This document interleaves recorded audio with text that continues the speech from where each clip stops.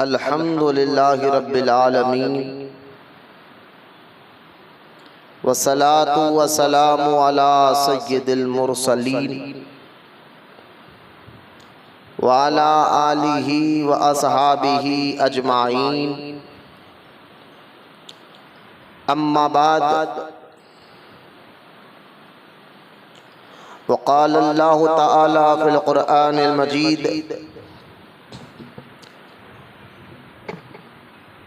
फ़अऊज़ु बिल्लाहि मिनश शैतानिर रजीम बिस्मिल्लाहिर रहमानिर रहीम वत्तक़िज़ू मिन मक़ामि इब्राहीम मुसल्ला आमन्तु बिल्लाहि सदक़ल्लाहुल अलियुल अज़ीम।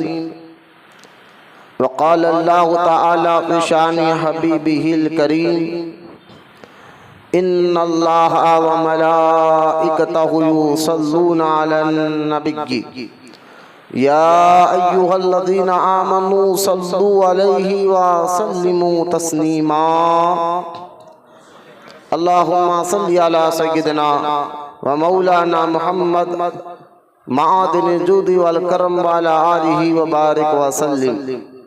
सलातन व सलामन अलैका या रसूल अल्लाह सल्लल्लाहु तआला अलैका वसल्लम। अम्मा बाद, हर तारीफ और बड़ाई सिर्फ अल्लाह तआला के लिए है जो सारे जहान का मालिक है, मुख्तार है और जो सारे जहान का पालनहार है। मैं इस बात की गवाही देता हूँ कि अल्लाह ताला के सिवा कोई इबादत के लायक नहीं, वो एक है, उसका कोई साथी और शरीक नहीं। और मैं इस बात की भी गवाही देता हूँ कि आप और हमारे प्यारे आका और मौला हुजूर नूर रहमते कौनैन हज़रत सैयदना मोहम्मद मुस्तफ़ा अहमदी मुश्तबा सल्लल्लाहु अलैहि व आलिहि व सहबिहि वसल्लम अल्लाह ताला के आखिरी रसूल और उसके बरगुज़ीदा बंदे हैं। अल्लाह ताला हुजूर अकरम नूर मुजस्सम रहमत आलम सल्लल्लाहु ताला अलैहि वसल्लम पर, अहले बैत, सहाबा इकराम, ताबईन, तबे ताबईन, औलियाए उम्मत पर क़यामत तक बकसरत रहमतें और बरकतें नाजिल फरमाता रहे। मोहब्बत से एक मरतबा दुरूद पाक पढ़ लीजिए। अल्लाहुम्मा सल्लि अला सय्यिदना व मौलाना मुहम्मद मआदिनिल जूदि वल करम व अला आलिहि व बारिक व सल्लिम। सलातन व सलामन अलैका या रसूल अल्लाह सल्लल्लाहु तआला अलैका वसल्लम। मौजूद सामईन, नौजवान साथियों, अस्सलामु अलैकुम व रहमतुल्लाहि व बरकातुहू।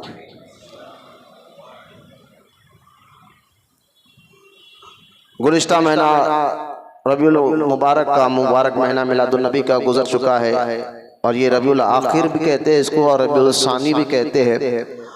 और अक़ीदत और मोहब्बत के साथ अहले सुन्नत व जमात के लोग जो है इसको 11वीं शरीफ का महीना कहते हैं। तो आज का ये पूरा महीना इंशाअल्लाह मैं कोशिश करूँगा कि हम सरकार गौसे पाक रज़ी अल्लाह ताला उनकी ज़िंदगी की कुछ अहम बातें, उनकी दीनी खिदमत कैसी रही गौसे पाक की, और हज़रत गौसे पाक रज़ी अल्लाह ताला को अल्लाह ताला ने कैसा मुक़ाम व मर्तबा अता फरमाया है, ये ऐसे मसले हैं। अपने दौर में गौसे पाक ने किस तरह से लोगों को सुधारा है इल्म के ज़रिए, तकरीर के ज़रिए।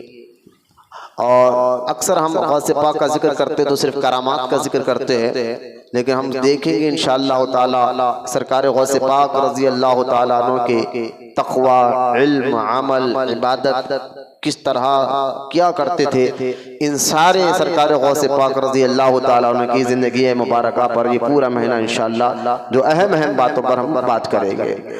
आज का जो बुनियादी बात जो समझाने का मकसद है, जो आयत मुबारका मैंने पढ़ी है इसके मुताल्लिक़ कुछ बातें अर्ज करने से पहले मेरी आदत है कि जुमा में अक्सर मैं दुरूद पाक की अहमियत बताता हूँ, ताकि दुरूद पाक का जज्बा और शौक़ अल्लाह ताला हम सबको अता फरमाए।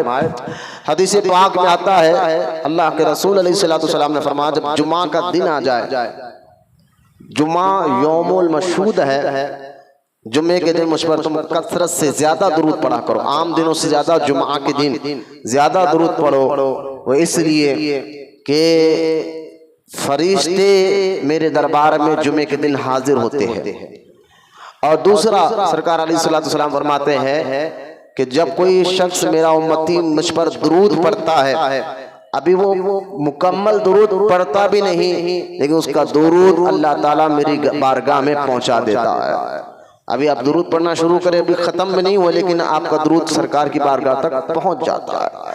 लिहाजा जब सरकार की बारगाह तक आपका दुरूद पहुंच गया तो समझ जाए कि आपकी मुश्किलें अल्लाह पाक हल फरमाता है। लिहाजा दुरूद पाक के बेशुमार फ़ज़ाइल अहादीस मुबारका में मौजूद है। दुरूद पढ़ने वालों के अल्लाह गुनाहों को माफ़ फरमाता है, दुरूद पढ़ने वालों को अल्लाह ताला दुनिया और आखिरत में कामयाबी अता फरमाता है, दुरूद पढ़ने वालों को अल्लाह ताला नेकी अता फरमाता है, गुनाहों को माफ़ फरमाता है। अलगरज बेशुमार फ़ज़ाइल दुरूद पाक के अहादीस पाक में मौजूद है। अल्लाह ताला से दुआ करता हूं अल्लाह हम तमाम को कहने सुनने से ज्यादा अमल की तौफीक अता फरमाए। ताकि मोहब्बत और अकीदत के साथ दुरूद पाक एक मरतबा पढ़े, अल्लाहुम्मा सल्ली अला सय्यदना व मौलाना मुहम्मद मादिन जूदी वल करम व अला आलिहि व बारिक व सल्लिम सलातु व सलामन अलैका या रसूल अल्लाह सल्लल्लाहु तआला अलैहि वसल्लम। 11वीं शरीफ का ये मुबारक महीना है। जैसा ये मुबारक महीना शुरू होता है, जैसा मिलादुन नबी का महीना शुरू होता है, तो सारे बदअक़ीदा लोगों को बड़ी तकलीफ पहुंचती है। लाइटिंग पर, मिलाद पर, झंडियों पर, जुलूस पर, मिलाद के खुतबे पर, तो इस पर पूरा महीना अल्हम्दुलिल्लाह हमने मिलादुन नबी का दलाइल के साथ बयान किया। अल्लाह के फजल से, अल्लाह की अता से, अल्लाह के करम से वो यूट्यूब पर बयान अपलोड हुए। बहुत से लोगों ने उसको देखा और लोगों ने कहा कि हमें बात समझ में आई। अल्हम्दुलिल्लाह मकसद वीडियो लेने का ये होता है कि दीन लोगों तक पहुंचाए। आज इंटरनेट का दौर है, यूट्यूब का दौर है, लोग व्हाट्सएप पर, यूट्यूब पर, फेसबुक पर ज्यादा रहते हैं। इसलिए इस मकसद के तहत कि इस जरिए से भी दीन का काम हो, वरना वीडियो लेना कोई ऐसा ख्वाहिश नहीं है, अल्लाह की रजा के लिए असल में दीन के काम को आगे बढ़ाने के लिए इसका फायदा भी हुआ। जब खुतबा मिलाद पर इतराज हुआ, उस पर अल्हम्दुलिल्लाह इसी मस्जिद में जब जवाब दिया गया, हजारों लोगों ने उसको देखकर जो है अपनी ईमान और अकीदे को मजबूत किया। तो खैर, जैसा ही 11वीं शरीफ का महीना आता तो फिर बदअक़ीदा जो है ना 11वीं शरीफ पर इतराज करना शुरू कर दे। क्या 11वीं शरीफ क्या है, ये क्यों लंगर खाते हो, क्यों गौसे पाक का झंडा लगाते हो, इस तरह की बातें कर कहते कि भाई सिर्फ कुरान और हदीस पे अमल करना चाहिए और कोई नहीं चीज नहीं। तो अगर ये कह दे कि सिर्फ कुरान और हदीस ही दीन है और कुछ नहीं है, तो ये जो लफ्ज वहाबी कहते हैं ना, ये खुद कुरान के खिलाफ भी है।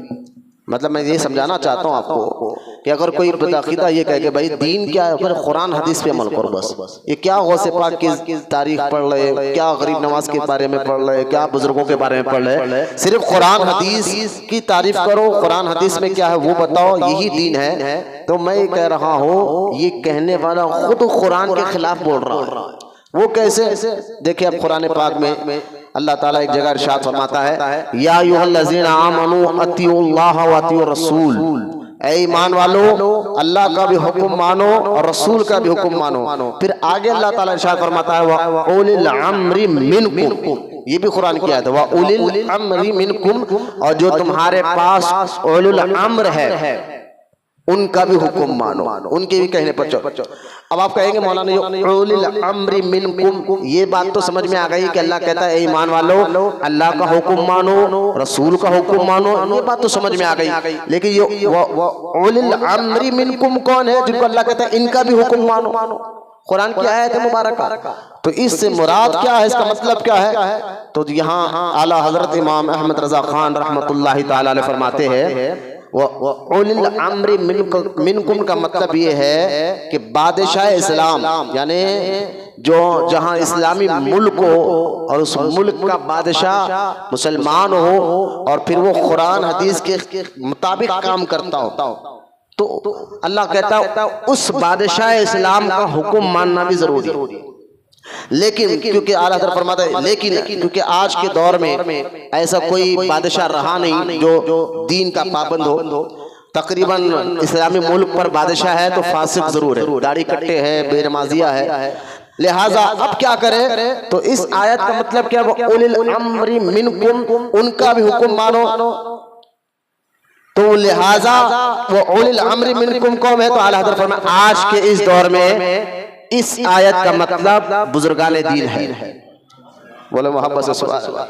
व उलिल अम्री मिनकुम, उनका भी हुक्म मानो जो तुम्हारे पास उलुल अम्र है और जो मशाइख है, उलमा इकराम है। मैंने कहा ये आयत खुद बता रही है कुरान हदीस के अलावा बुजुर्गान दीन के तालीमात पर भी अमल करना चाहिए, क्योंकि बुजुर्गान दीन बताते क्या है, कुरान हदीस की बातें बताते हैं, कोई नई बात थोड़ी बताते हैं। फिर सूरह फातिहा में तो हम यही कहते हैं सिरातल लज़ीना अनअमता अलैहिम, अल्लाह चला उनके रास्ते पर जिन पर तेरा इनाम हुआ है।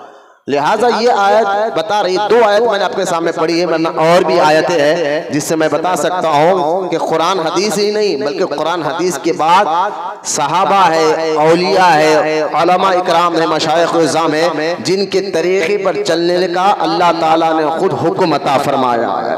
तो खैर बुजुर्गान दीन की जिंदगियों को तकरीर में सुनने से समझने से क्या होता, हमें दीन क्या है समझ में आता, इस्लाम क्या है, दीन क्या है। अगर कोई मुझसे पूछे मौलाना जरा दीन को मुख्तसर कर जो आसानी से हमें समझ में आ जाए, ताकि दीन हम मुसलमान हैं, हम कलमा पढ़ रहे हैं, लेकिन असल दीन का मकसद क्या है, दीन है क्या, अगर आप आसान अंदाज में हम समझा दे तो मैं कहता हूँ किसी अल्लाह के वली की जिंदगी को पढ़ लो, पूरा दीन आपको समझ में आ जाता।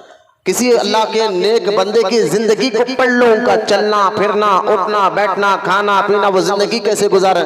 मैं फेक लोगों की बात नहीं कर रहा हूँ, जो वाकई अल्लाह के महबूब होते हैं उनकी बात कर रहा हूँ, जो कुरान हदीस के पाबंद होते हैं। तो आपको दीन मुकम्मल समझ में आएगा। सब्र किसको कहते हैं, सच किसको कहते हैं, हलाल रोटी कमाना किसको कहते हैं, हक बात बोलना किसको कहते हैं, जो इस्लाम तमाम चीजों की तालीमात देता है। तो ये सारी बातें आपको सरकार गौसे आजम की जिंदगी में भी समझ में आ जाए।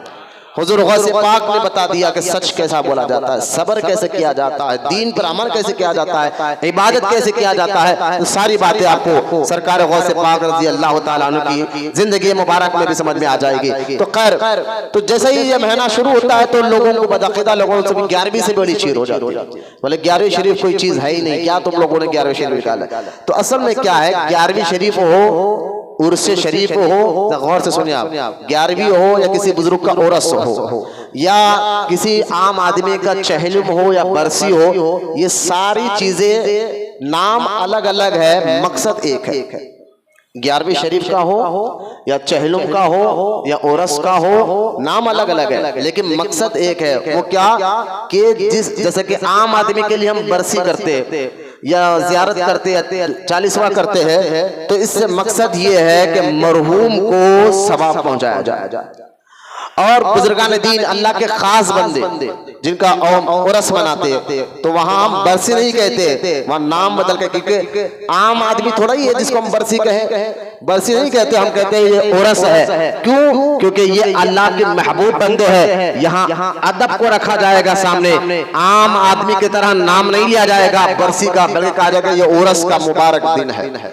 तो 11वीं शरीफ क्या है, ये इंसानी सवाब है, यानी जिंदे लोग जो है अपनी तरफ से अगर अल्लाह वालों के पास पहुंचा रहे हैं, तो हम कहते हैं गौसे आजम को हम 11वीं कर तोहफा पहुंचा रहे हैं, हम गरीब नवाज का उर्स कर गरीब नवाज की बारगाह में तोहफा पहुंचा रहे हैं, हम फरकार हुसैनी बाबा का उर्स कर उनकी बारगाह में तोहफा पहुंचा रहे हैं। कैसा पहुंचा रहे हैं? गरीबों को खाना खिला, किसी पानी भूखे को खाना खिलाना, प्यासे को पानी पिलाना या खैर खैरात करना। तो इस तरह से इसको कहते हैं सवाब पहुंचाने का काम। फर्क इतना है, आम आदमी के लिए हम कहते हैं फला आदमी की बख्शिश के लिए हमने ज़ियारत रखी है, फला मैयत के लिए, हमारे वालिद का इंतकाल हो गया, चाचा का इंतकाल हो, किसी का भी, कहते उनके लिए फायदा पहुंचे उनको खबर में, इसलिए हमने ज़ियारत कर उनके नाम पर गरीबों को खाना खिलाया। लिहाजा अब ये बताने का मकसद क्या है, ये भी एक दीन का हिस्सा है, सवाब पहुंचाने का काम। तो 11वीं शरीफ क्या है, अब ये हम सवाब नहीं बोलेंगे क्योंकि गौसे आजम का मामला, आम आदमी थोड़ा ही है, सामने गौसे पाक है, तो हम सब कहते हैं 11वीं कर हम गौसे पाक की बारगाह में तोहफा पहुंचा रहे हैं। तो लिहाजा अब मैं इसको कुरान हदीस से मैं आपको साबित करता हूँ कि ये कहाँ लिखा हुआ है ऐसा करना।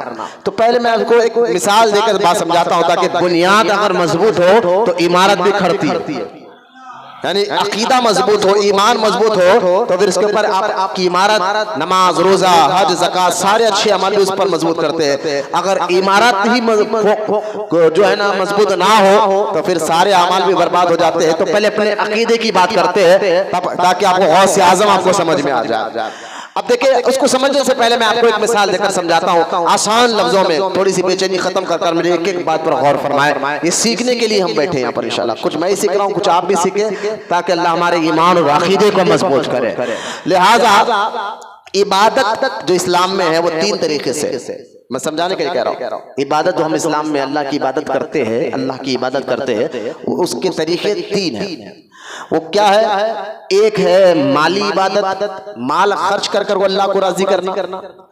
एक है बदनी इबादत और एक है मुरक्कब इबादत। ये 3 तरीके से हम अल्लाह की इबादत करते हैं। माल खर्च कर कर, बदन से मशक्कत उठाकर। मुरक्कब इबादत उसको कहते हैं जहां माल भी खर्च होता है और बदन की मेहनत भी लगती है। जैसा कि आप देखिए, इसको आसान करके मैं समझाता हूँ कि ये 3 तरीके इबादत के अल्लाह को राजी करने के लिए। तो मैंने कहा, पहला मैंने कहा बदनी इबादत को ले ले। बदनी इबादत में क्या आता है? नमाज ये बदनी इबादत है अल्लाह को राजी करने के लिए, ठीक है। बदनी इबादत में नमाज आ गया, रोजा आ गया, और हो गया माली इबादत। तो माली इबादत क्या है? जिसके करने से अल्लाह राजी होता है। तो माली इबादत जैसा कि ज़कात, सदका, खैरात, ये माली इबादत है। सदका निकालना, ज़कात निकालना, इससे भी अल्लाह राजी होता है। भाई इबादत आप करते क्यों है? नमाज क्यों पढ़ने आए आप? मस्जिद में क्यों आकर बैठे? थोड़ा अपने आप से सवाल करें, मैं क्यों आ गया है? वजह यही है कि अल्लाह को राजी करना है कि मस्जिद में बैठे रहेंगे, नेकियां मिलेंगे, अल्लाह भी राजी होगा और दीन भी सीधे को मिलेगा। नीयत जो है हमारी ये है कि हम अल्लाह को राजी करना चाहते हैं, अल्लाह की रिजा को हासिल करना चाहते हैं। तो उसके तरीके क्या है? एक बदनी तरीका जिसमें नमाज आ गया, रोजा आ गया। एक माली तरीका जिसमें ज़कात आ गया, खैरात आ गया, सदके आ गए। अब एक है मुरक्कब तरीका जैसा कि हज में हाजी का माल भी खर्च होता है, बदन की भी मेहनत होती है। तो लिहाजा दोनों चीज एक जगह जमा होती है हज की इबादत में। तो ये 3 तरीके हैं अल्लाह को राजी करने के, जिसको हम कहते हैं इबादत के तरीके, ठीक है। ये 3 तरीके में बहुत आसान कर बात को समझाना चाहता हूँ। अब आगे बढ़ते हैं। अब ये 3 तरीकों में बदनी इबादत, माली इबादत और जो है मुरक्कब इबादत, इन तीनों इबादतों में फर्ज भी है और नफील भी है। बदनी इबादत में फर्ज भी है, नफील भी है। माली इबादत में फर्ज भी है, नफील भी है। और जो है मुरक्कब इबादत में फर्ज भी है, नफील भी है। जैसा कि देखिए, बदनी इबादत में रमजान मुबारक के रोजे फर्ज है, लेकिन नफिल रोजा पीर को कोई रखता है, तो लिहाजा ये नफील है। इसी तरह फर्ज नमाजों के बाद नफिल नमाजें भी है।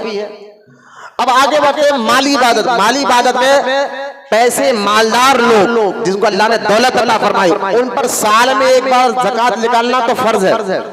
साल में एक बार ज़कात निकालना माल के, वो तो फर्ज है। लेकिन उसके अलावा खैरात करना ये नफील है। सदका करना, खैर करना, गरीबों को खाना खिलाना, यतीमों, बेसहारों की मदद करना, ये नफील इबादत, ठीक है। 2 और मुरक्कब इबादत जैसा कि आप देखें, कोई बंदा हज करने चला गया, हज अदा कर लिया, तो जिंदगी में सिर्फ 1 मरतबा हज फर्ज है मालदारों पर, जिसके पास इतना पैसा हो। ऐसे आदमी पे हज फर्ज है जिसके पास इतना पैसा हो वो जाके आने तक भी किसी का मोहताज ना रहे, यानी हज करके आने तक भी किसी का कर्जदार ना रहे। इतनी दौलत उसके पास हो कि इसके बीवी बच्चे भूखे ना मरे, उन पर हज फर्ज हो जाता है। इसलिए गरीब लोगों पर नहीं है। इतना पैसा हो कि जाकर आने के बावजूद भी वो किसी का मोहताज नहीं रहा, ना बीवी बच्चे, जितने टाइम में रहे जाकर आया तो घर में कोई मोहताज की नहीं, कोई परेशानी नहीं थी। इतना पैसा उसके पास हो तो उस पर हज फर्ज हो जाता है। तो लिहाजा अब इसके हज में भी नफिल इबादत भी है। जिंदगी में 1 मरतबा करना, हज करना तो फर्ज है। अगर इसके पास दौलत है, वो दूसरी मरतबा हज करना चाहता है तो ये नफिल है। फर्ज तो अदा हो गया, नफिल हो जाता। तो कहने का मकसद ये है, इबादत के जो 3 तरीके हैं, बदनी इबादत, माली इबादत और मुरक्कब इबादत, इन 3 तरीकों में फर्ज भी है, नफिल भी है। मैंने बदनी इबादत में फर्ज भी है, नफिल भी है। माली इबादत में फर्ज भी है, नफिल भी है। मुरक्कब इबादत में फर्ज भी है, नफिल भी है। तो गौर से सुने, गौर से सुने। अब आ जाए बात करना जा रहा। अब जो ये 3 तरीके की इबादत है, बदनी, माली और मुरक्कब, इन इबादतों में जो हम बंदा करता है, फर्ज इबादत का सवाब वो किसी को नहीं दे सकता। फर्ज इबादत उसको खुद को करनी है। कोई कहे कि मैं बूढ़ा होगा मेरे बदले तू फर्ज नमाज पढ़ ले, नहीं हो सकता है। लिहाजा फर्ज इबादत का सवाब वो किसी को दे नहीं सकता, उसका बदल नहीं, वो खुद को करना होगा। जिस पर नमाज फर्ज है, जिस पर ज़कात फर्ज है, जिस पर हज फर्ज है, वो खुद को करना होगा। लेकिन नफिल इबादत का सवाब वो खुद अमल कर दूसरों को दे सकता है। नफिल इबादत का सवाब, गौर से, यह हदीसों से साबित है, नफिल इबादत का सवाब वो खुद जो है अमल कर कह सकता है, या अल्लाह इसका सवाब फला बुजुर्ग को पहुंचा। जैसा कि जगह बदनी इबादत में अगर आप 2 रकात नफिल पढ़ ले और कहे कि या अल्लाह ये 2 रकात जो मैं नफिल पढ़ रहा हूँ, पढ़ तो तेरे लिए रहा हूँ, पढ़ तो अल्लाह को, फोन अंदर रखिए, तो बाहर जाके देखिए, मस्जिद में नहीं। लिहाजा गौर कर, मेरी तरफ देखिए, फर्ज नफिल इबादत का एक मसला बता रहा हूं जो शरीयत का है, ये अल्लाह उसके रसूल ने हमें बताया। गौर से सुने, नफिल इबादत वो बंदा दूसरों को पहुंचा सकता है। अब 2 रकात आप नफिल पढ़े अल्लाह के लिए और कहे या अल्लाह इसका सवाब मैं गौसे आजम की बारगाह में भेज रहा हूँ, तो फतम, या अल्लाह मैं 2 रकात नफिल नमाज पढ़कर अपने वालिद की खबर को, उनकी रूह को सवाब पहुंचा रहा हूँ। तो ये नफली इबादत आप सवाब मरहूम को पहुंचा सकते हैं, या किसी वली की बारगाह में तोहफा पहुंचा सकते हैं। नमाज के जरिए भी आप सवाब पहुंचा सकते हैं। अब माली इबादत में आपने माली इबादत की, यानी मिसाल के तौर पर सदका खैरात किया अल्लाह की रजा के लिए, लेकिन नीयत ये कर ले, मौला ये जो खर्च कर रहा हूँ, भूखों को जो खाना खिला रहा हूँ, करता हूँ तेरी रजा के लिए रहा हूँ, लेकिन इसका सवाब मैं गौसे आजम की बारगाह में पहुंचाना चाहता हूँ। ये खाना खिलाने का सवाब मैं गरीब नवाज की बारगाह में पहुंचाना चाहता हूँ, ये खैरात का सवाब मैं फना बुजुर्ग की बारगाह में सवाब पहुंचाना चाहता हूँ। तो लिहाजा इबादत अल्लाह की रजा के लिए हो रही है, सवाब बुजुर्गों की बारगाह में पहुंचाना ये जायज है कुरान हदीस से पाक। लिहाजा 11वीं शरीफ है क्या, ये असल में सवाब पहुंचाने का एक जरिया है। गौसे आजम की बारगाह में हम कहते हैं तोहफा पहुंचाने का जरिया है। सवाब तो हम नहीं कह सकते, तोहफा हम कहेंगे। लिहाजा आप तवज्जो फरमाए, कहने का मकसद और समझाने का मकसद क्या है। लिहाजा अब ये बातों को समझने के बाद एक बदअकीदा वहाबी जो है कुरान की एक आयत पढ़कर अक्सर लोगों को भटकाते हैं कि ये कैसा भाई कि इबादत का सवाब दूसरों को कैसे पहुंचा सकते। मैंने कहा नफिल इबादत का, फर्ज या सुन्नत इबादत की बात नहीं कर रहा हूं, नफिल इबादत, चाहे बदनी इबादत नफिल हो, चाहे माली इबादत नफिल हो, चाहे मुरक्कब इबादत नफिल हो। आपने किसी गरीब को अपने पैसों से कहा भाई तू जा ये पैसे ले, तू हज कर आ जा, तो हज कर आ जा, तेरे घर का ख्याल भी रखूंगा, ये हज का खर्चा भी ले ले। मैंने कहा ये आप कर किस लिए है, आपके लिए तो किसी को हज कराना फर्ज नहीं था। कहा नहीं, नफिल कर रहा हूं, लेकिन मेरी नीयत ये है हज ये करेगा, सवाब तो उसको मिलेगा ही मिलेगा, साथ में इसका सवाब मेरी माँ को भी पहुंचे। जैसा कि आप देखें तिरमिज़ी शरीफ में हदीस पाक है, अगर ये होता ना कि जिंदों का सवाब मरहूम तक नहीं पहुंचता है, ऐसा अगर इस्लाम कहता तो फिर हदीस पाक में आता है हजरत साद रज़ी अल्लाह तआला अन्हु सहाबी रसूल हुजूर की बारगाह में आए, कहा या रसूलुल्लाह सल्लल्लाहु अलैहि वसल्लम मेरी माँ का इंतकाल हो गया है, मैं पूछना आपसे ये चाहता हूँ क्या मैं कुछ अच्छा काम करूँ, कुछ नेक काम करूँ और नीयत ये करूँ, काम तो मैं अल्लाह को राजी करने के लिए कर रहा हूँ, लेकिन मेरी नीयत है इसका सवाब माँ को पहुंचे, तो ऐसा हो सकता है? हुजूर से किसी साहबी ने पूछा, हज़रत साद ने पूछा, अल्लाह के रसूल अलैहिस्सलातु वस्सलाम ने फरमाया नाम, हाँ ऐसा हो सकता है।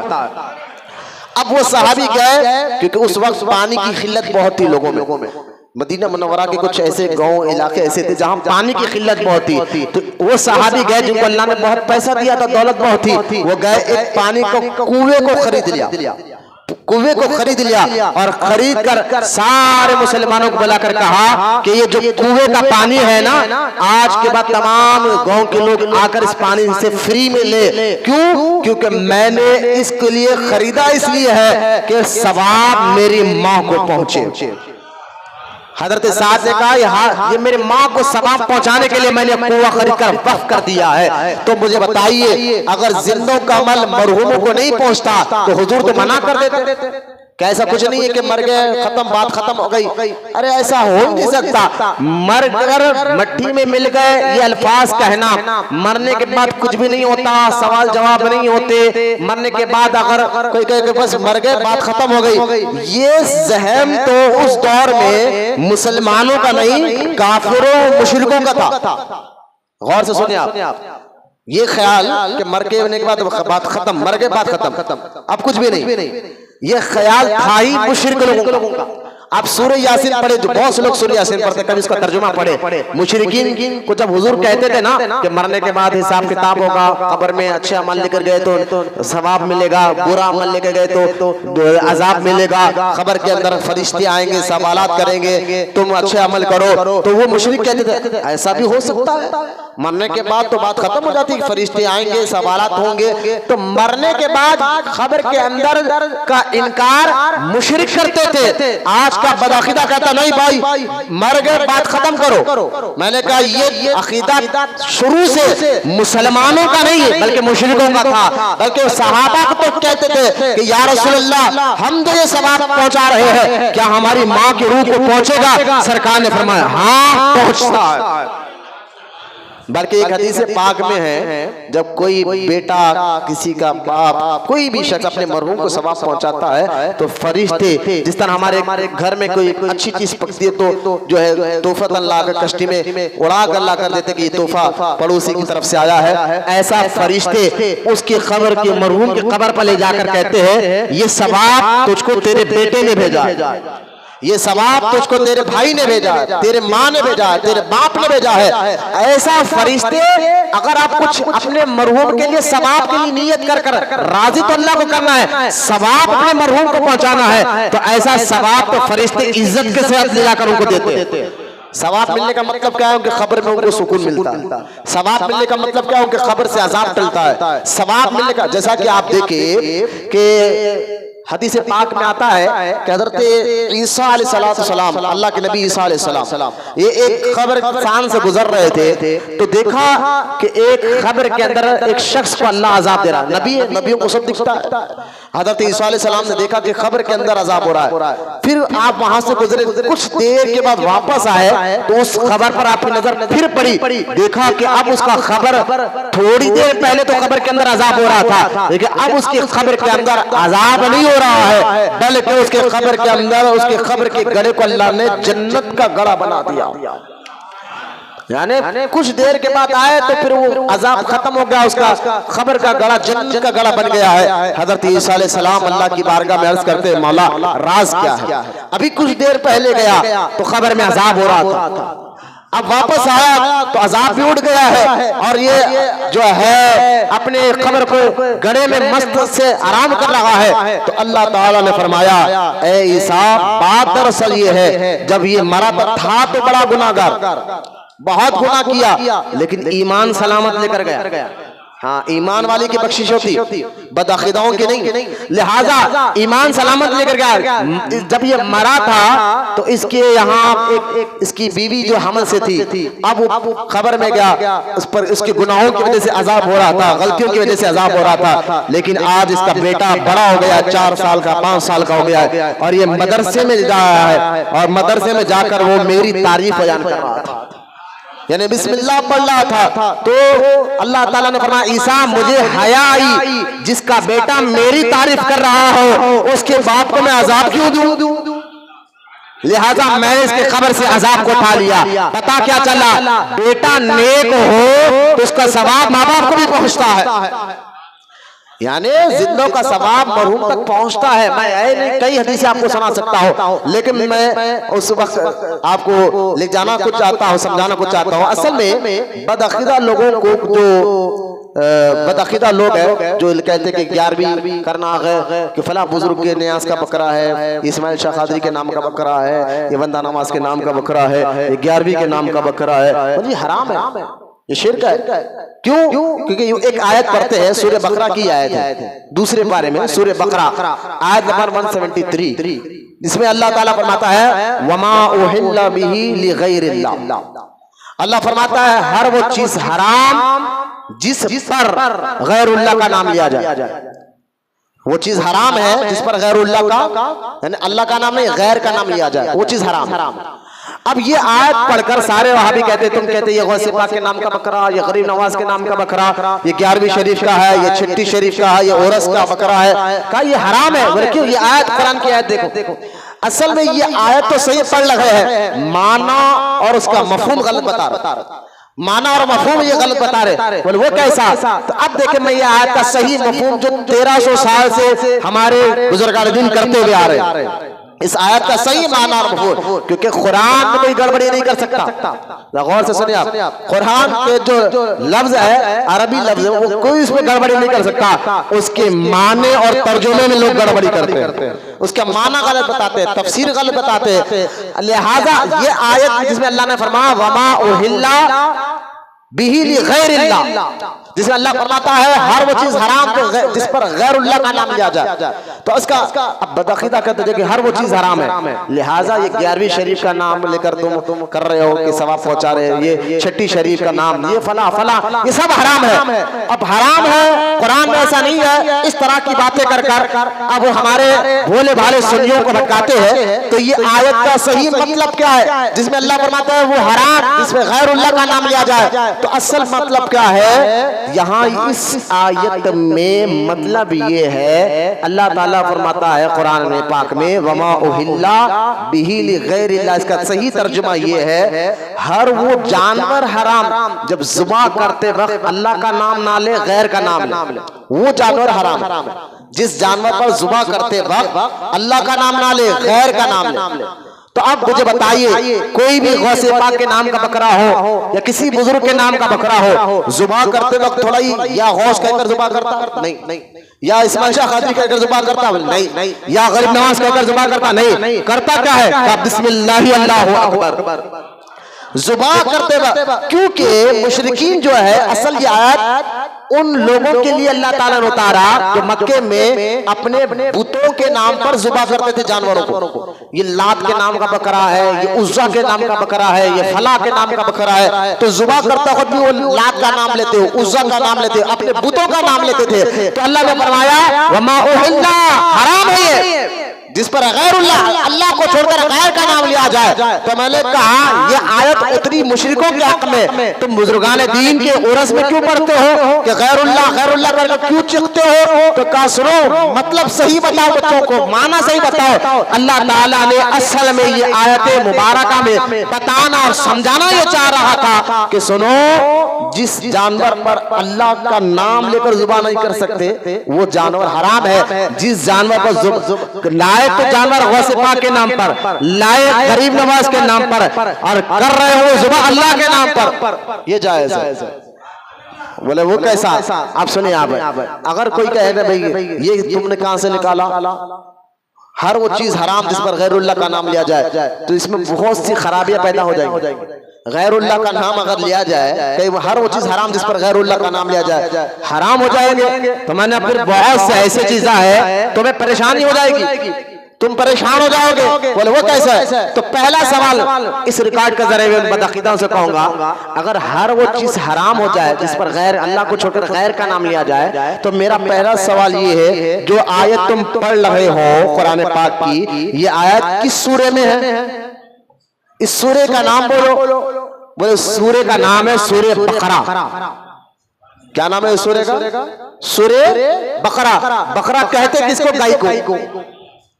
अल्लाह ताला ने ये आयत भी कुरान के उस सूरे में उतारी जिसके नाम कुरान का उस सूरे का नाम है सूरे बकरा, गाय वाली सूरत। अब हम पहला सवाल अल्लाह से करेंगे, या अल्लाह तू तो कह रहा था कि जिस चीज पर गैरुल्लाह का नाम वो चीज हराम हो जाएंगी, तो तू कुरान पाक की ये आयत जिसमें सूरे बकरा भी है, कुरान में एक आयत है सूरे नमल, सूरे का नाम है सूरे नमल। नमल कहते चूंटी को, चूंटी वाली सूरत, सूरे बकरा गाय वाली सूरत। मैंने कहा ये जो आयतें हैं कुरान पाक के सूरों के नाम है, फिर इन नामों का क्या करेंगे? चूंटी वाली सूरत, गाय वाली सूरत, असहाबे कहाफ वाली सूरत। मैंने कहा ये इन सूरतों के नाम क्या रखोगे? फिर इन तमाम बदअकीदा से कहो कि इन सूरों के नाम बदला कर बताओ। तो 1400 साल से इन सूरों के नाम यही है। तो अगर तुम कहेंगे ना सूर्य अल्लाह, पहला पारा क्या है? बोले सूर्य अल्लाह, दूसरा पारा सूर्य अल्लाह, तीसरा पारा सूर्य अल्लाह, तीसरे पारे में सूर्य अल इमरान है। आप बताइए अल इमरान ये गैरुल्लाह है ना, नाम तो अल्लाह का नहीं है, लेकिन कलाम रब का है, नाम गैरुल्लाह पर रखा गया है। कलाम रब का है, नाम गैरुल्लाह पर रखा गया है। अगर गैरुल्लाह का सिर्फ नाम रखने से, 11वीं का सिर्फ नाम रखने से चीज हराम हो जाती, तो फिर इन सूरों का नाम भी बदलाना पड़ेगा। पहला इनको जवाब है। दूसरा जवाब ये है कि इनसे कहो कि फिर ठीक है, बकरीद में तो जानवर ज़ुबा करते हो? बोले हाँ ज़ुबा करते हैं, जिनको अल्लाह ने दौलत दी है हर एक को जानवर ज़ुबा करना बकरीद के महीने में। तो बोले कैसा ज़ुबा करते हो? तो मैंने ज़ुबा करते वक्त तो नाम तो हम अल्लाह की लेते हैं, लेकिन कहते हैं मेरी अब्बा के नाम का है, ये अम्मी के नाम का है, ये दादा के नाम का है, ये भाई के नाम का है, ये बहन के नाम का है। मैंने कहा ये हराम, ये हराम हो जाएगा। क्यों? क्योंकि भाई जानवर तो अल्लाह के नाम पर ज़ुबा करना है, और तुम कह रहे हो ये माँ के नाम का है, बहन के नाम का है, भाई के नाम का है, वालिद के नाम का है। तो बोले नहीं मौलाना, असल में ज़ुबा तुम अल्लाह के नाम से ही करते हैं, लेकिन ये माँ का नाम, बहन का नाम, वालिद का नाम लेते इसलिए कि तारुफ के लिए, पहचान के लिए। मैंने कहा यही तो मसला हम आपको भी समझाना चाहते हैं कि हुसैनी बाबा के नाम का बकरा हो, या गौसे आजम के नाम का बकरा हो, या गरीब नवाज के नाम का बकरा हो, या इस्माइल शाह कादरी के नाम का बकरा हो, ये नाम तारुफ के लिए है, ज़ुबान अल्लाह के नाम पर भी किया जाता है। जिस तरह बकरीद में कोई बंदा जानवर ज़ुबा कर रहा है, तारुफ के लिए कहता है ये मेरे नाम का, ये मेरे वालिद का नाम का है, तो हराम थोड़ा ही हो जाएगा, शिर्क थोड़ा ही हो जाएगा, गैरुल्लाह का नाम आ गया, हराम हो जाएगा ना। क्योंकि ये तारुफ के लिए होता है, समझाने के लिए, पहचान के लिए होता है। और ज़ुबा करते वक्त जो है ना, नाम अल्लाह का लिया जाता है, नाम जो है रब का ही लेकर ज़ुबा किया जाता है। अब ये बात समझे, अल्लाह वालों से इनको इतनी चीड़ हो गई कि अब इनको 11वीं के नाम से चीड़, छठी शरीफ के नाम से चीड़, और ना जाने तरह तरह से ये लोग चिल्ला चिल्ला कर कहते हैं। तो खैर इनको जवाब ये देना था, असल में 11वीं और छठी शरीफ, 11वीं शरीफ, मिलाद शरीफ, ये असल में सवाब पहुंचाने के जरिए है। क्योंकि मिलाद का मसला है तो हम माज़अल्लाह आम आदमी की तरह नहीं कहते मिलादुन नबी का दिन है। गौसे आजम का मामला है तो हम आम आदमी की तरह बरसी नहीं कहते 11वीं का मौका है। अरे गरीब नवाज का मसला आ जाए तो हम आम आदमी की तरह बरसी नहीं कहते उनसे गरीब नवाज का मामला है। ये तारुफ के लिए होता है और ज़ुबा अल्लाह के नाम से ही होता है। ये इस आयत का सही मतलब, वरना मैं आपको बताना भाई, अगर ये आयत को मान भी लिया जाए, असल में इनको चिड़ अल्लाह वालों से, अल्लाह वालों से इतनी चिड़ है इनको कि इस चिड़ में इनको हर चीज गैरुल्लाह हराम, गैरुल्लाह से मदद मांगना हराम, गैरुल्लाह के नाम से बकरा ज़ुबा करना हराम। मैंने अभी बताया, हम जब बकरा ज़ुबा करते हैं, गौसे पाक के 11वीं का भी बकरा हो तो एक पढ़ा लिखा भी नहीं है, अनपढ़ है एक आदमी और 11वीं कर रहा है, उससे भी आप पूछ सकते कि मियाँ ये तो बकरा लाया किस लिए लाया? 11वीं शरीफ के लिए लाया है। अच्छा ज़ुबा करते वक्त या गौस के अंदर ज़ुबा करेगा? पागल हो गए, ज़ुबा करूंगा तो या गौस नहीं, बिस्मिल्लाह अल्लाहु अकबर कहना ज़ुबा करोगा। इतना तो सबको मालूम है, इसमें क्या बस नाम के लिए, तारुफ के लिए कहा जाता है कि ये 11वीं शरीफ का बकरा है। तारुफ पहचानने के लिए नाम इसलिए दिया जाता है ताकि पता चले कि किसके लिए और किसको सवाब पहुंचाने के लिए ज़ुबा किया जा रहा है। अब ये असल जब हम तमाम चीजों पर गौर करें, असल में बदअकीदा लोगों को बहुत तकलीफ है अल्लाह वालों से। और मैंने अभी आपको बताया, बुजुर्गान दीन रहमतुल्लाह तआला अलैहि क़यामत तक आते रहेंगे, मैं सच्चे वलियों की बात कर रहा हूँ, ढोंगियों की। अच्छा, बुजुर्गान दीन असल में जो है ना, अल्लाह वालों का मतलब ये है नहीं है। वली कहते कि आप समझोगे कि हरा शमला या पीला शमला होगा, चेहरे पे लंबी दाढ़ी होगी, वैट दाढ़ी होगी, ये सारा नक्शा आपके जहन में आ जाता। तो आजकल ऐसे हरा शमला पीला शमला पहनकर नमाज पढ़कर भी लोग धोखा दे रहे, लोगों को लूट रहे। तो असल वली की पहचान कपड़ों से नहीं होती, हरे पीले कपड़ों से नहीं होती। गौर से सुनिए आप। हाँ, हरे कपड़े पहनते थे, यानी ग्रीन इमामा पहनना। हदीस पाक में आता है कि जन्नती जब जन्नत में जाएगा तो अल्लाह ताला उसको लिबास हरे कलर का देगा। जन्नती जब जन्नत में जाएगा उसको जन्नतियों का लिबास ग्रीन कलर का होता है। तो इसलिए हमारे गौसे सिलसिले के लोग जो है ना ग्रीन इमामा पहनते हैं, ताकि हम बुजुर्गों की तालीमात पर अमल करते अल्लाह अपने फजल और करम से हमें जन्नत में दाखिल फरमाए। तो खैर, फिर मैं आपको बताऊं, असल वली कहते कि आपको ये सारा नक्शा जहन में आता है। असल में आज कुछ ग्रीन हरे पीले कपड़े पहनने का नाम नहीं है। असल में वली के अंदर 4 चीजें ऐसी होती है जो आम आदमी के से हट के उनके पास ज्यादा होती। 4 चीजों आम आदमी के पास, उनके पास बहुत ज्यादा होती है। इल्म अमल के बाद बता रहा हूं, यानी वली जाहिल नहीं होता, अनपढ़ नहीं होता। अनपढ़ को, जाहिल को अल्लाह अपना महबूब नहीं बनाता। देखे गौर, आप कहें ये क्या बात कर रहे हैं, मैं बात समझा रहा हूं आपको। एक पढ़ा लिखा आदमी नहीं है, अनपढ़ है, उसको अल्लाह अपना महबूब नहीं बनाता। विलायत कहते हैं अल्लाह का करीब होना। आप देखिए, विलायत का माना बताता हूं। विलायत, वली को विलायत मिलती है, मतलब क्या है? विलायत मिलती है क्योंकि वली अल्लाह के करीब हो जाता है। मतलब जैसा कि आप देखें, मेरे म्याक मेरे करीब है तो ये मेरा विलायत है, ये म्याक मेरे करीब है, ये मेरा वली है। तो वली विलायत का मतलब है अल्लाह के करीब। तो बंदा अल्लाह के करीब कैसे अमल से होता है? नमाज पढ़ने से। मैंने कहा नमाज पढ़ने से होता है, लेकिन जब अल्लाह ताला किसी को अपना करीब, अपना महबूब बनाना चाहता है तो याद रखे, अनपढ़ लोगों को अल्लाह महबूब नहीं बनाता। हाँ, बना सकता है उसकी मर्जी।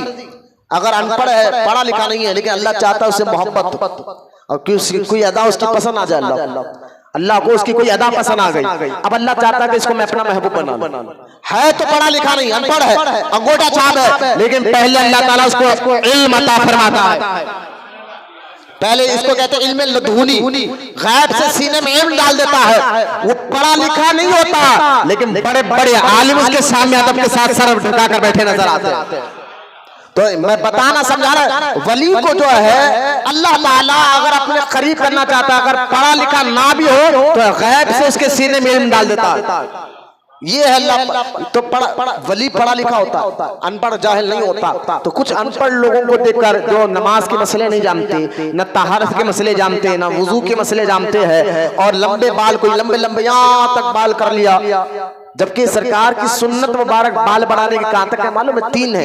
एक है जो है कान की लौ तक, हुजूर जो बाल बढ़ा करते थे वो 3 तरीके सुन्नत के। एक है कान की लौ तक, और दूसरा थोड़ा नीचे, और तीसरा उसके थोड़ा गर्दन तक। बस ये कमर तक लंबे बाल हुजूर ने सारी जिंदगी रखा ही नहीं। और वली हुजूर की सुन्नत पे अमल करने वाला होता है, याद रखिए आप। तो लिहाजा कुछ खाली लंबे बाल पहनकर हाथ में 5-5, 10-10 अंगूठियां अगर पहन लेना, मैंने कही वजह क्या है भाई? 10 अंगूठियां पहने हुए, इसमें नौरंगी भी है, इसमें हकीक भी है, इसमें नीलम भी है, इसमें वैट मोती भी है, फला फला फला फला फला फला, उसमें 5 इसमें 4। बोले क्यों नहीं, ये अलग बात है, आपको नहीं मालूम है। मैंने कहा देखो, हुजूर अकरम सल्लल्लाहु ताला अलैहि वसल्लम ने फरमाया जिंदगी में सिर्फ एक अंगूठी सरकार ने पहनी, और अपने गुलामों को भी कहा एक अंगूठी, वो भी जो है 3 ग्राम चांदी के अंदर, 1 तोला आधा तोला चांदी भी नहीं, 3 ग्राम चांदी के अंदर एक अंगूठी पहनना, ये मेरे और आपके नबी की सुन्नत है। तो 10-10 अंगूठियां पहनने वाला भी, क्योंकि वली सुन्नत के खिलाफ काम नहीं करता। समझिए बात को। आज जो धोखे हो रहे हैं आज के दौर में, जहां बदअकीदा वहाबी लोग, बदमज़हब लोग आपके ईमान लूटना चाहते हैं, ऐसे फेक किस्म के लोग भी आपके ईमान और अकीदे को लूट रहे हैं। तो हम भटक कहां जाते हैं? उनके लंबे बालों को देखकर। हम भटक कहां जाते हैं? उनके पीले हरे शमले को देखकर। हम भटक कहां जाते हैं? उनके हाथों में 10-10 अंगूठियों को देखकर। और तो और एक बात याद रखे, वली की पहचान ये नहीं कि वो आपके दिल की बात बता दे, एक मामला यहाँ भी है। बोले ना मैं उनके पास गया तो मैं क्या सोच रहा था उन्होंने बता दिया।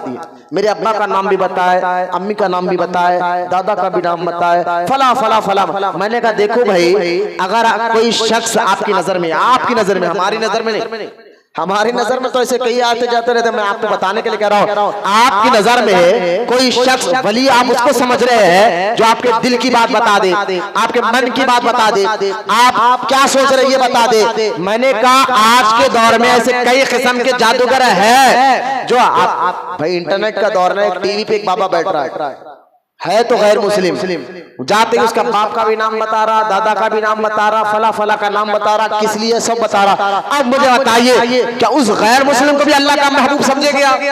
उसके भी आप मुरीद बन जाएंगे ना?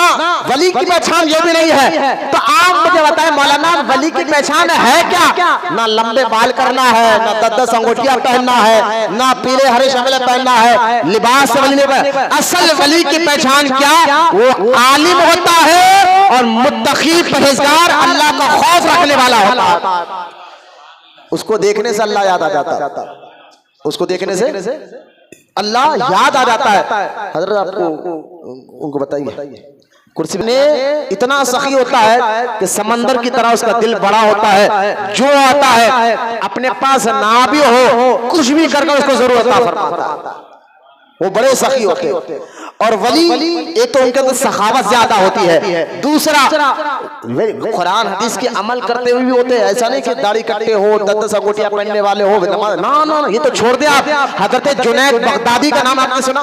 जुनैद बगदादी रजी अल्लाह ताला, नहीं सुना तो सिर्फ इनके तारुफ, इनकी पहचान के लिए मैं एक बात कह देता हूँ। जुनैद बगदादी वो बुजुर्ग है जो गौस आजम के भी दादा पीर है, वलियों के सरदार गौस आजम है ना, गौस आजम के भी दादा पीर है। गौस आजम इन्हीं के सिलसिले में मुरीद हुए। हम गौस आजम के सिलसिले में मुरीद होते तो हम खादरी कहलाते हैं। गौस आजम जुनैदी है, सिलसिले जुनैदिया में मुरीद हुए, वो है गौस। तो लिहाजा हजरत जुनैद बगदादी के पास आज से 800 साल पहले या 900 साल पुरानी बात है कि एक आदमी आया, आकर कहने लगा हुजूर हमारे गांव में एक बंदा है जो पीला हरा ऐसे शमले पहनकर रहता है और वो नमाज नहीं पढ़ता, और नमाज नहीं पढ़ता। जब उसको कहा जाता है भाई तो आप नमाज क्यों नहीं पढ़ते, अब तो अपने आप को वली कह रहे हैं, अल्लाह का महबूब कह रहे हैं, आप नमाज नहीं पढ़ते, दाढ़ी नहीं रखते, फला फला फला खामी आपके अंदर है। तो वो बंदा कहता है हाँ हमको बोले नमाज पढ़ो, हम बहुत पहुंचे हुए लोग हैं, अभी नमाज पढ़ना रोजा रखना ये मौलवियों का काम है, हम पहुंच चुके जहां हमें पहुंचना था, लिहाजा हमें अब नमाज की जरूरत नहीं है, इबादत की जरूरत नहीं है। कितने साल पुरानी बात है ये? 900 साल पुरानी। उस दौर में भी ऐसे फितनेबाज लोग रहा करते थे। आज तो खतरनाक दौर है फितनों का। लिहाजा जुनैद बगदादी रजी अल्लाह ताला अन्हु फरमाते हैं कि जब उसके उनके शख्स आके सवाल करता है ऐसे आदमी के बारे में आप क्या कहेंगे जो कहता है मुझे नमाज की जरूरत नहीं है, इबादत की जरूरत नहीं है, मैं पहुंच चुका हूं जहां मुझे पहुंचना था। तो हजरत जुनैद बगदादी सुने आप रजी अल्लाह ताला, मैंने बता दिया ये गौस आजम के भी दादा पीर है। हजरत जुनैद बगदादी रजी अल्लाह ताला अन्हु जलाल में आकर कहते हैं हाँ सच कहता है, वो पहुंच गया है, लेकिन कहां तक? अल्लाह तक नहीं, दोज़ख तक पहुंचा, जहन्नुम तक पहुंचा है। फिर आगे जुनैद बगदादी फरमाते रजी अल्लाह ताला अन्हु कि सुनो, अगर अल्लाह ताला, जुनैद बगदादी खुद कह रहे हैं, अगर अल्लाह ताला मुझको 200 साल की उम्र दे, जुमला सुने अल्लाह के वली का, जुनैद बगदादी कहते हैं अगर अल्लाह मुझे 200 साल की उम्र देगा तो मैं फर्ज तो दूर की बात है, सुन्नत तो दूर की बात है, मैं नफील तक नहीं छोड़ूंगा। ये अल्लाह वाले कुछ दरगाह के मुजावरों को देखकर अपना ईमान खराब मत करो आप लोग। ये मुजावरा जो बैठे हुए ना आजकल दरगाह में, ये सिर्फ गल्ले तक है, गिलाफा बेच के खाने तक है, गल्ला भरने तक है। ये जो झाड़ू भी मार रहे मतलब से मारते, और उनको देखकर नमाजों को छोड़े, वो फला बुजुर्ग के खाते में बैठ। दीन सबके लिए है, शरीयत सबके लिए है, कुरान पे अमल हर मुसलमान के लिए है। तो ऐसे कुछ फेक मुजावरों मैं हर दरगाह के मुजावर की बात नहीं कर रहा हूँ, ऐसे मुजावर है आज भी है अल्हम्दुलिल्लाह, जो नमाज के पाबंद भी है, दीन के पाबंद भी है, शरीयत के पाबंद भी है। मैं उन फेक लोगों की बात कर रहा हूँ जो सिर्फ पेट गुजारने का गले को जरिया बना लिए है, खिलाफों को जरिया बना लिए है, और ना उनको नमाज आती है, ना इबादत आती है, ना दीन का वो काम करते हैं, और कहते हैं फला बुजुर्ग के मुजावर है। मैं कहता हूं इन मुजावरों को देखकर ये मजार में रहने वाले बुजुर्ग पर उंगली मत उठाओ, ये और है वो और है। इन मुजावरों को देखकर अपना अकीदा खराब मत करो। लिहाजा बुजुर्गान दीन के बारे में अभी मैंने जुनैद बगदादी क्या करे, अल्लाह मुझे 200 साल में उम्र देगा ना, फर्ज सुन्नत तो दूर की बात में नफिल तक नहीं छोड़ूंगा। तो ये जो लोग हैं लंबे बाला कर कर नमाजें नहीं पढ़ते, ये वली नहीं होती। चाहे तुम्हें गैब की कुछ भी बात बता दे, दिल की बात बता दे, सोच के बता, छोड़ो। ये आपको फला बात बता दे, हाथ देकर वो बोल देते हमारे पीर। अच्छा भाई ठीक है, हाथ देकर सब बोल देते, बोले सब बोल देते हमारे पीर, ऐसे खाली पेशानी देकर बोल देते। आना क्या वाकई अल्लाह वाले सिर्फ पेशानी देकर पहचान लेते, जो वाकई अल्लाह वाले। लेकिन मैं आजकल फेक लोग नहीं। अच्छा चलिए, जब आपके पीर इतने पहुंचे हुए हैं, पेशानी देकर बोलते हैं शरीयत आती है, दीन आता है, आलिम है, कुछ भी नहीं, जीरो है, जीरो है। मैंने कहा शैतान का पैरोकार हो सकता है, अल्लाह का महबूब नहीं हो सकता। क्यों? क्योंकि अल्लाह जिसको अपना महबूब बनाता है उसको दुनिया में भी इज्जत अता फरमाता है, दुनिया से जाने के बाद भी उनके मज़ारात चमकते नजर आते हैं। ये मैं नहीं कह रहा हूँ, हाँ अल्लाह वालों को अल्लाह दुनिया में भी इज्जत देता, दुनिया से जाने के बाद भी उनके कब्रों से नूर ही निकलता है, लोगों को जो है नवाजिश होती है। ये मैं नहीं कह रहा, कुरान में खुद अल्लाह कहता है लहुल बुशरा फिल हयातिद दुनिया वल आखिरा।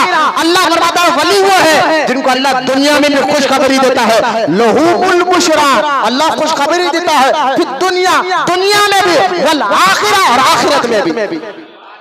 ये वल्लाह वाले जो नमाजी होते हैं, मुत्तकी होते हैं, परहेजगार होते हैं, तब ऐसे लोग हरा शमला पहने तो भी जमता, पीली शाल ओढ़े तो भी जमता।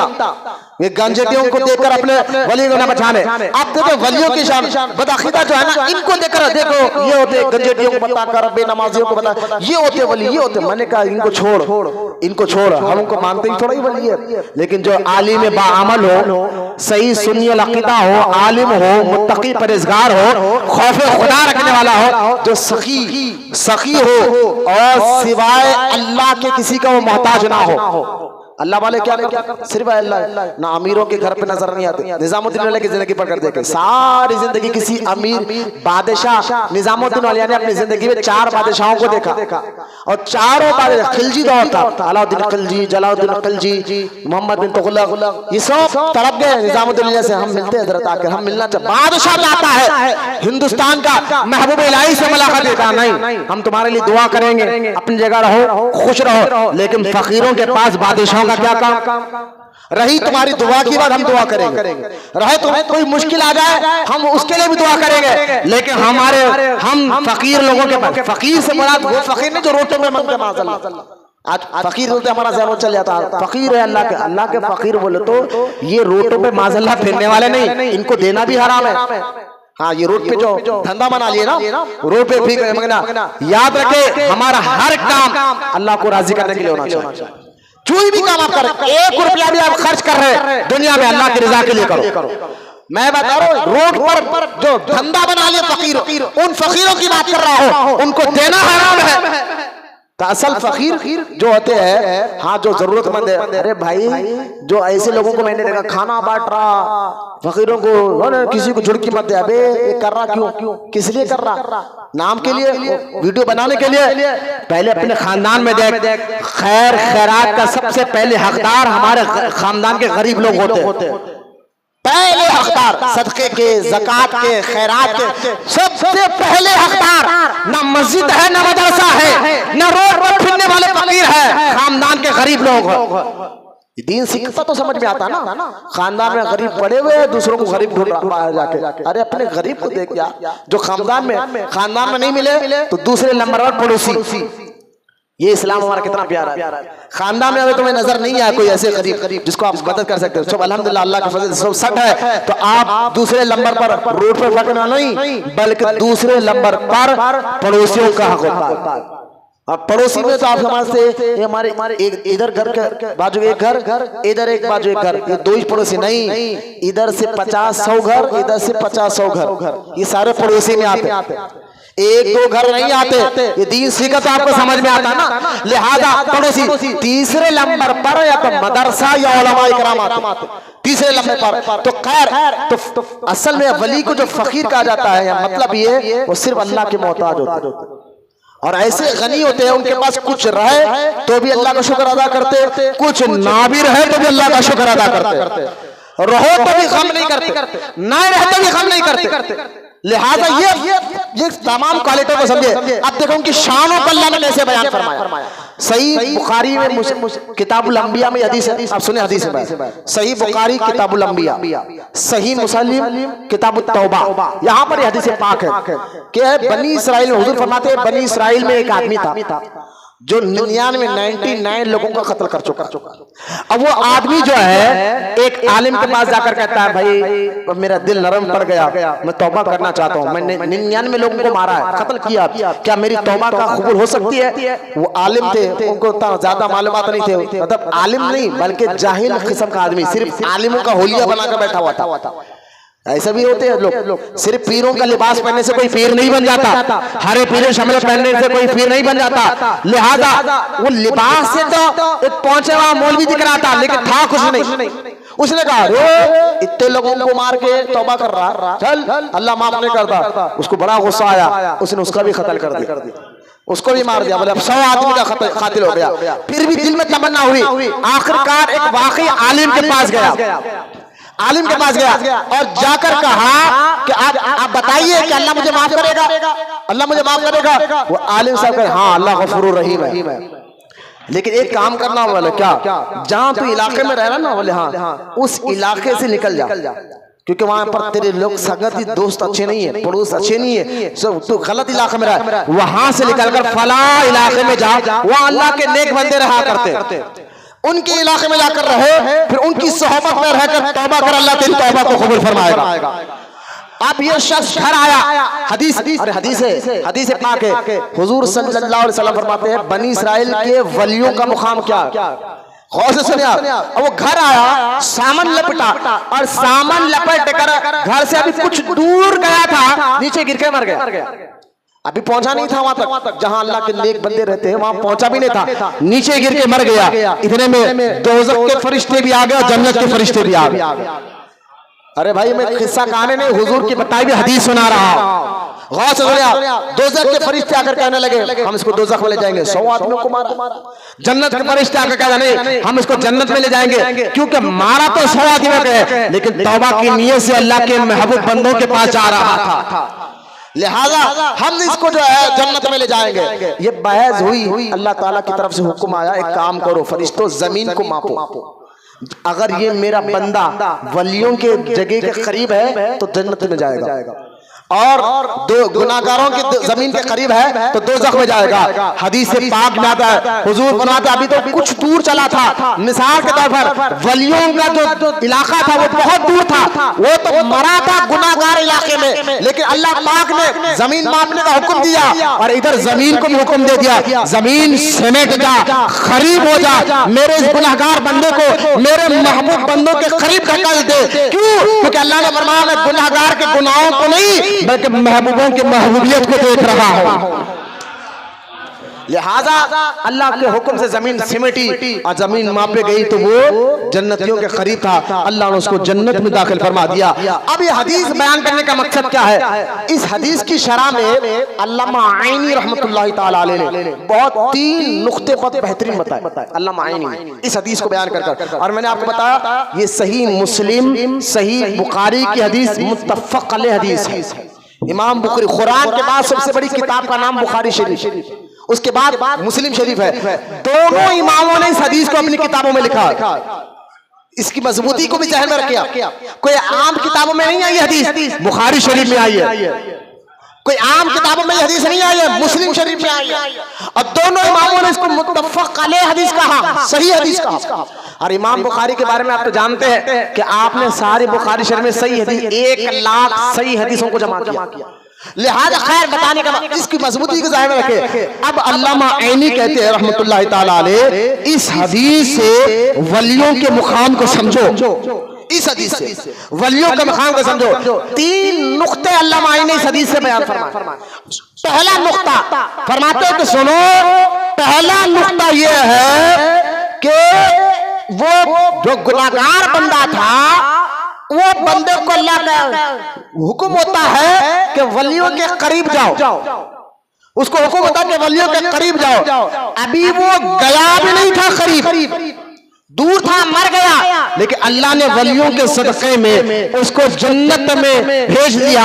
तो अल्लामा ऐनी कहते हैं ये जो वली थे बनी इसराइल के दौर के वली थे, बनी इसराइल के दौर के वली थे। और अल्लाह ताला ने हमारे नबी को सारे नबियों का सरदार बनाया है, हमारे नबी को सारे नबियों का सरदार बनाया है। जब बनी इसराइल के वलियों का ये मुकाम है कि अल्लाह ताला के गुनाहगार बंदा भी उन तक पहुंचा भी नहीं, लेकिन उन तक जाने का इरादा कर ले तो अल्लाह उनकी बख्शिश फरमा देता है। जबकि वो बनी इसराइल के वली थे, और हुजूर के दौर के वली बनी इसराइल के वली से भी बड़े हैं।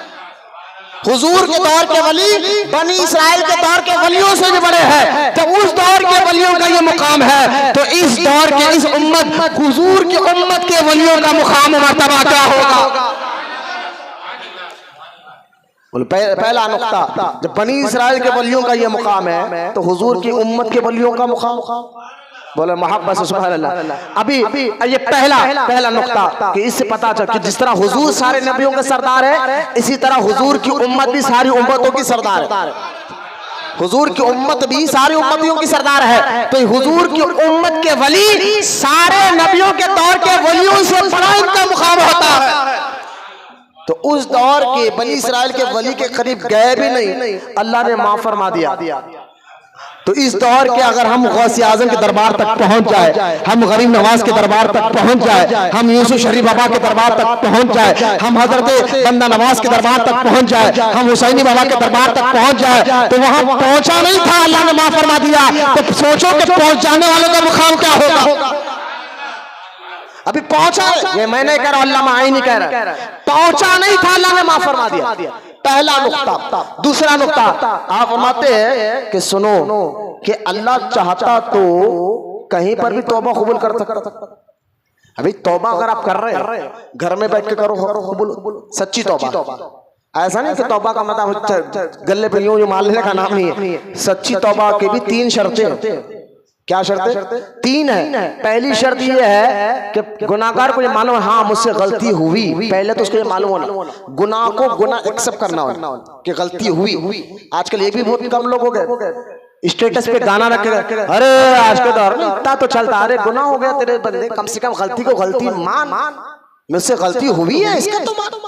तो तौबा से गाल पे हाथ फेरने का नहीं है, 3 शर्तें हैं। पहला गलती को गलती मानना, पहली शर्त क्या है तौबा करने की? गलती को गलती मानना, गुनाह को गुनाह मानना, इस बात का इकरार करना हाँ मुझसे गलत काम हुआ है, मानना इस बात को, पहली शर्त तौबा की। दूसरी शर्त क्या है कि अब उसे ये सोचे कि मुझसे ये क्यों हुआ, इस पर अफसोस करना। इसको उर्दू में कहते हैं निदामत करना, अफसोस। पहले गलती को एक्सेप्ट करना, दूसरा अफसोस करना कि हाँ मुझसे ये गलती हुई है, क्यों हुई है, ना जाने। और तीसरी शर्त क्या है? तीसरी शर्त तौबा की है कि दोबारा नहीं करूंगा, इसका मजबूत इरादा करना, दोबारा ये गलत काम नहीं करूंगा, इसका मजबूत इरादा करना। ये 3 शर्तें रखकर जो बंदा तौबा करता है, अल्लाह ऐसों की तौबा कबूल फरमाता। ध्यान में रखिए आप, इसके लिए ना गाल पे तौबा यूं मारना कुछ भी नहीं है, ये 3 नियत करना तो तौबा हो ले। लेकिन मैं इस हदीस में क्या कहा कि 100 आदमियों का कातिल है, वलियों के करीब गया भी नहीं, बख्शिश हो गई। अब इससे पता ये चला अल्लाह चाहता तो, अल्लाह ऐनी कहते हैं अल्लाह चाहता तो कहीं पर भी उसकी तौबा कबूल हो सकती, घर में बैठ कर तौबा करता तो कबूल कर लेता अल्लाह। लेकिन अल्लाह पाक ने क्या कहा, वहां उस आलिम के जरिए, वहां जहां अल्लाह के नेक बंदे रहते हैं, वहां जहां अल्लाह के नेक बंदे रहते हैं, तो अल्लामा आइनी कहते हैं कि जहां अल्लाह के महबूब बंदे रहते हैं, या उनका मकान है, या उनका घर है, या उनका रोजा है, या वो बैठते हैं, तो अल्लाह ताला उस जगह को भी मुबारक बना देता है। इस हदीस से पता चला कि उस जगह पर जा, अरे अल्लाह तो कहीं भी तौबा कबूल कर सकता है, मस्जिद में कर सकता है, घर में कर सकता है, मकान में, कहीं पर भी तौबा, चलते चलते सच्ची नीयत कर लिया तो अल्लाह उसकी बख्शिश फरमा देता है। चलते चलते हजरत फारूक आजम के दौर में एक शख्स जो है ना शराब लेकर जा रहा, उतने में फारूक आजम सामने से आ, डर गया, शराब को छुपा लिया, दिल में इतना खौफ खुदा हो गया, अल्लाह का डर, और अल्लाह से तौबा करने का, अल्लाह उम्र से बचा ले, और वादा करता हूँ आज के बाद शराब नहीं पीऊंगा। चल रहे भी रास्ते में, उम्र से बचा ले, वादा करता हूँ भला आज के बाद शराब नहीं पीऊंगा। अब जब हजरत उमर आए, करीब गए, बोले क्या छुपा है मेरे को देकर बता। उन्होंने कुछ नहीं हुजूर, कुछ नहीं, वो सिरका जानता ना जो खाने में सालन में इस्तेमाल होता है, सिरका, दवा सास की दुकान में। कहा हुजूर ये सिरका है। सिरका है तो छुपाता क्यों, बता। जैसा ही उन्होंने बात सामने की तो अल्लाह ताला ने वाकई उसको सिरका बना दिया था, सिरका बना दिया था।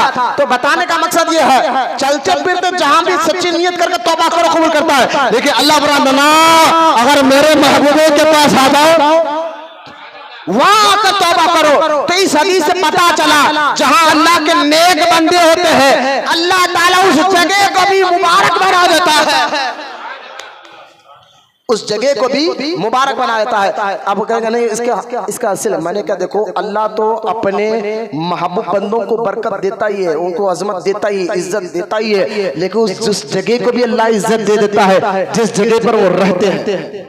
बोलो ना सुभान अल्लाह। जिस जगह पर वो रहते हैं, वो बसते हैं, जैसा कि आप देखिए, आप कहेंगे बदअकीदा लोग कहते हैं नहीं ये क्या है, फला मजार के पास क्यों जाते, अरे भाई दुआ करने के लिए जाते, नहीं दुआ तो तुम घर में बैठ के भी कर सकते, मकान में बैठ के भी कर सकते, घर में बैठ के भी कर सकते, मार्केट कहीं पर भी दुआ करो, अल्लाह जगह सुनता तो हर जगह से है। मैंने कहा यही तो आपको समझाना है मौलाना कि अल्लाह सुनता हर जगह से है, राजी हर जगह से नहीं होता, राजी हर जगह से नहीं होता। ये हदीस बता रही है कि अल्लाह कहता है उससे कहो वहां पर जाए जहां मेरे महबूब बंदे हैं, वहां जाएंगे, तौबा भी कबूल करूंगा और राजी भी हो जाऊंगा, तौबा भी कबूल करूंगा और राजी भी हो जाओगा। तो हम ख्वासे पाक का दर हो, गरीब नवाज का दर हो, या औलिया अल्लाह का दर हो, चाहे बाबा साहब का हो, चाहे यूसुफ शरीफ का हो, चाहे हुसैनी बाबा का हो, इनके दर पर आकर दुआ करते इसलिए है, दुआ तो अल्लाह कहीं भी सुनता है, मस्जिद में भी करो सुनता है, मकान में भी करो सुनता है, घर में भी करो सुनता है, मार्केट में करो सुनता है, सुनता तो हर जगह से है, लेकिन राजी हर जगह से नहीं होता। राजी औलिया अल्लाह के आस्थाने पे आने के बाद जब दुआ करते हैं, अल्लाह उस दुआ को सुनता भी है, राजी भी हो जाता, सुनता भी है, राजी भी हो जाता है। उसका देखिए अब ये बदअकीदा लोग जो है ना, ये मज़ारात को तोड़ने की बात कहते हैं, आपको मालूम है किस तरह के मज़ारात पर गुम्बद पर बुलडोजर को चलाया गया। कई आज गुजरात में भी अल्लाह ताला मुशरिकों की तरफ से अमल जारी है कि कई मज़ारात को तोड़ा जा रहा है। अल्लाह हमारे बुजुर्गान दीन के मज़ारों को सलामत रखे। जबकि जो है ना, आप देखिए अल्लाह पाक जो है ना, बुजुर्गों की मज़ार तो दूर की बात है, जिस जगह पे बुजुर्ग का निशान भी हो, जिस जगह पर कोई बुजुर्ग का अल्लाह के महबूब बंदे का निशान भी हो, तो अल्लाह ताला उसको भी इज्जत अता फरमाता है, उसकी भी इज्जत करने का हुक्म देता है, उसकी भी ताज़ीम करने का हुक्म देता है। उस जगह का भी, उस जगह पर वली नहीं है, अल्लाह का महबूब की मज़ार या उनकी तुरबत नहीं है, बस उस जगह पर उसका महबूब खड़ा था, बोलो ना सुभान अल्लाह, उसका महबूब बंदा उस जगह पर खड़ा था या बैठा था, बस वो जगह को अल्लाह ने क़यामत तक इज्जत वाली बना दिया। बोले इसका सबूत क्या है? मैंने कहा ये कुरान पाक की आयत है जिसमें अल्लाह फरमाता है वत्तक़ीज़ू मिन मक़ाम इब्राहीम, बोलो मोहब्बत से सुभान अल्लाह। अल्लाह फरमाता वत्तक़ीज़ू मिन मक़ाम इब्राहीम मुसल्ला। अल्लाह फरमाता है ऐ मेरे काबे की ज़ियारत करने आने वालों, काबे का तवाफ करने आने वालों, हज करने वालों, उम्रा करने वालों, अगर तुम मुझको राजी करना चाहते हो, मैं उस वक्त तक राजी नहीं होगा जब तक तुम जो है उस जगह पर खड़ कर नमाज ना पढ़ोगे जहां पर मेरे इब्राहीम इब्राहिम के खत्म के निशान लगे हुए हैं। क्या है? वत्तकीज़ू, ये आयत है कुरान पाक, वत्तकीज़ू मिन मकाम इब्राहिम मुसल्ला। अल्लाह क्या कह रहा है कुरान पाक में? अल्लाह पाक कह रहा है कि आओ उस जगह पर जहां इब्राहिम अलैहिस्सलाम की मजार नहीं है, बल्कि उनके कदम के निशान है। बोलो ना वहां बस कदमों के, अल्लाह अपने महबूबों के कदम के निशान को भी इज्जत दे रहा है। उनका अदब करने का क़यामत तक के मुसलमानों को हुक्म दे रहा है। बदखिरो, तुम मज़ारात को गिराने की बात करते हो। बुजुर्गों बोले नहीं, हुजूर ने भी खबरों को तोड़ा था, ऊंची ऊंची खबरों को तोड़ा था। मैंने कहा ये हदीस है, हाँ हदीस है। अल्लाह के रसूल सल्लल्लाहु ताला अलैहि वसल्लम ने ऊंची ऊंची खबरों को तोड़ा था। मौला अली को कहा था ये ऊंची ऊंची खबरें तोड़ो, लेकिन मैंने कहा ये हदीस का एक हिस्सा बयान कर कर तुम मज़ारात को टारगेट नहीं बना सकते, गुम्बदों को टारगेट नहीं बना सकते। इस हदीस का पूरा मफहूम लोगों को बताओ। हुजूर ने जिन खबरों को तोड़ने का हुक्म दिया था, वो खबरें किसी मोमिन की नहीं बल्कि मुशरिकों की खबरें थी। बोलो ना मोहब्बत से सवाल, मुशरिकों की खबरें थी, उनको तोड़ने का हुजूर ने हुक्म दिया था। ये हदीस का पूरा मफहूम है, पूरा मतलब है। आधी हदीस बताकर लोगों के जहनों में वसवसे मत डालो कि हुजूर ने तो अपने दौर में खबरों को तोड़ा था, ऊंची ऊंची इमारतों को तोड़ा था। मैंने कहा ये हदीस का आधा मफहूम मत बताओ, पूरा मफहूम बताओ। मौला अली ने जिन खबरों को तोड़ा था, उन खबरों को तोड़ना जरा ये बताओ वो मोमिन की थी या मुशरिकों की थी? सबको मालूम है। अब हाँ, मोमिन की खबर हुजूर क्या करे? आप देखें मोमिन की खबर को अल्लाह ने और उसके रसूल ने कैसी इज्जत दी है, क्योंकि मोमिन ईमान वाले की इज्जत दुनिया में भी है, खबर में जाने के बाद भी है। लिहाजा अब देखिए सरकार अलैहिस्सलाम क्या फरमा रहे। सरकार फरमाते हैं जब तुम खबरस्तान जाओ, पहला सवाल, खबरस्तान जाओ तो हुजूर कह रहे हैं किसी मुसलमान की खबर पे कदम मत रखो, खड़ो मत, बैठो मत। आम मुसलमानों की बात चल रही है, उनकी खबरों पे खड़ो मत, उनके मजार पर बैठो मत, उनकी खबर पे जाओ, लेकिन दूर ठहर कर जो पढ़ना पढ़ो, खबर पर चलो मत। क्यों? हुजूर फरमाते अलैहिस्सलाम मैं तलवार पर चलने को गवारा कर सकता हूँ। अल्लाह अकबर। हुजूर फरमा रहे मैं तलवार पर, लंगी तलवार पर चलो तो मैं चल सकता हूँ, लेकिन किसी मोमिन की खबर पर चलना मुझे गवारा नहीं है।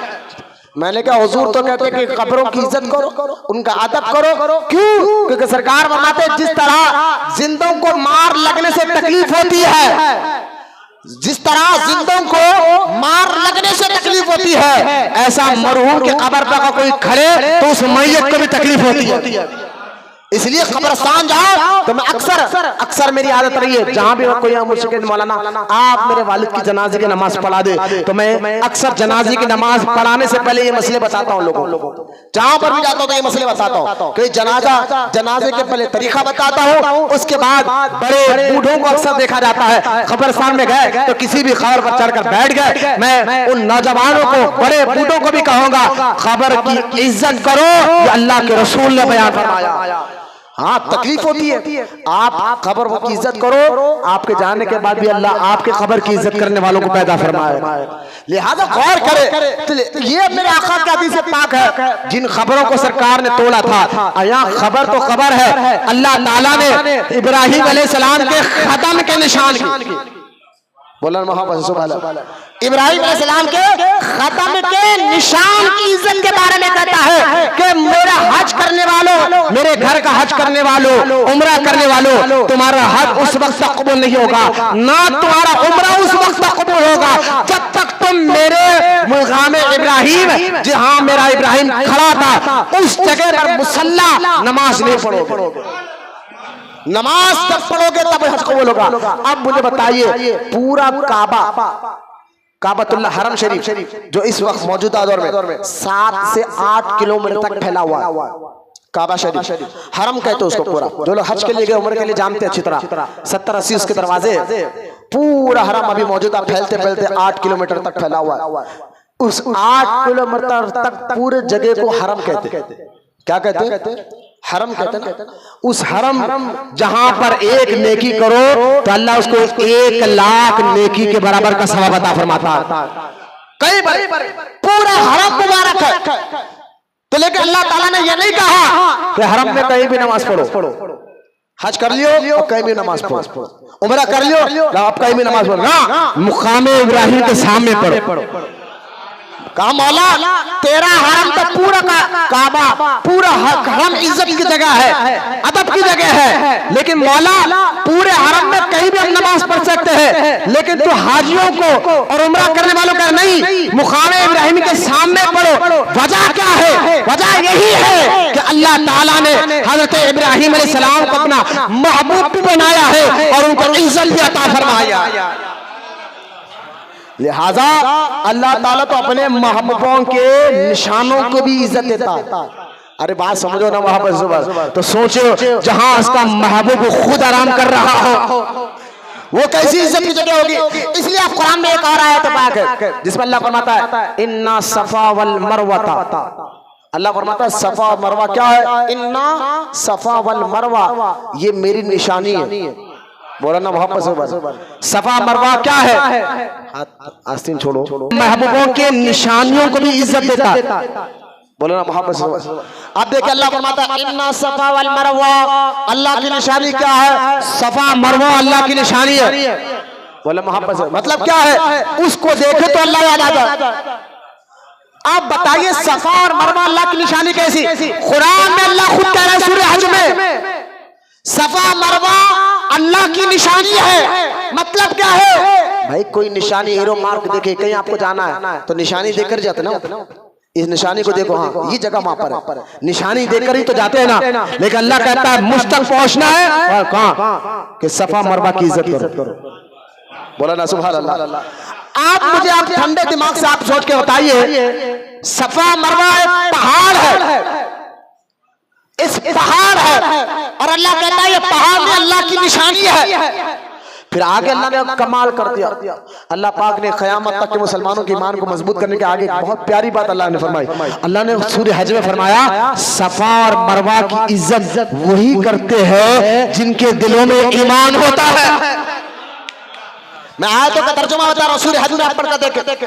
अब सवाल मैं ये करना चाहता हूं, सफा मरवा अल्लाह की निशानी और अल्लाह कहता है उसकी इज्जत वही लोग करते हैं जिनके दिलों में ईमान होता है, मुत्तकी होते हैं, खौफ खुदा होता है।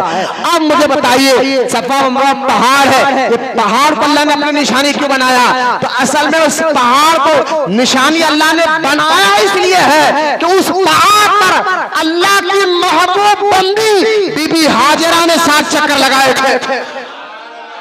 बोला मोहब्बत से सुभान अल्लाह। जिस पहाड़ पर अल्लाह की महबूब बंदी 7 चक्कर लगाए तो अल्लाह ताला उस पहाड़ को भी इज्जत दे दे।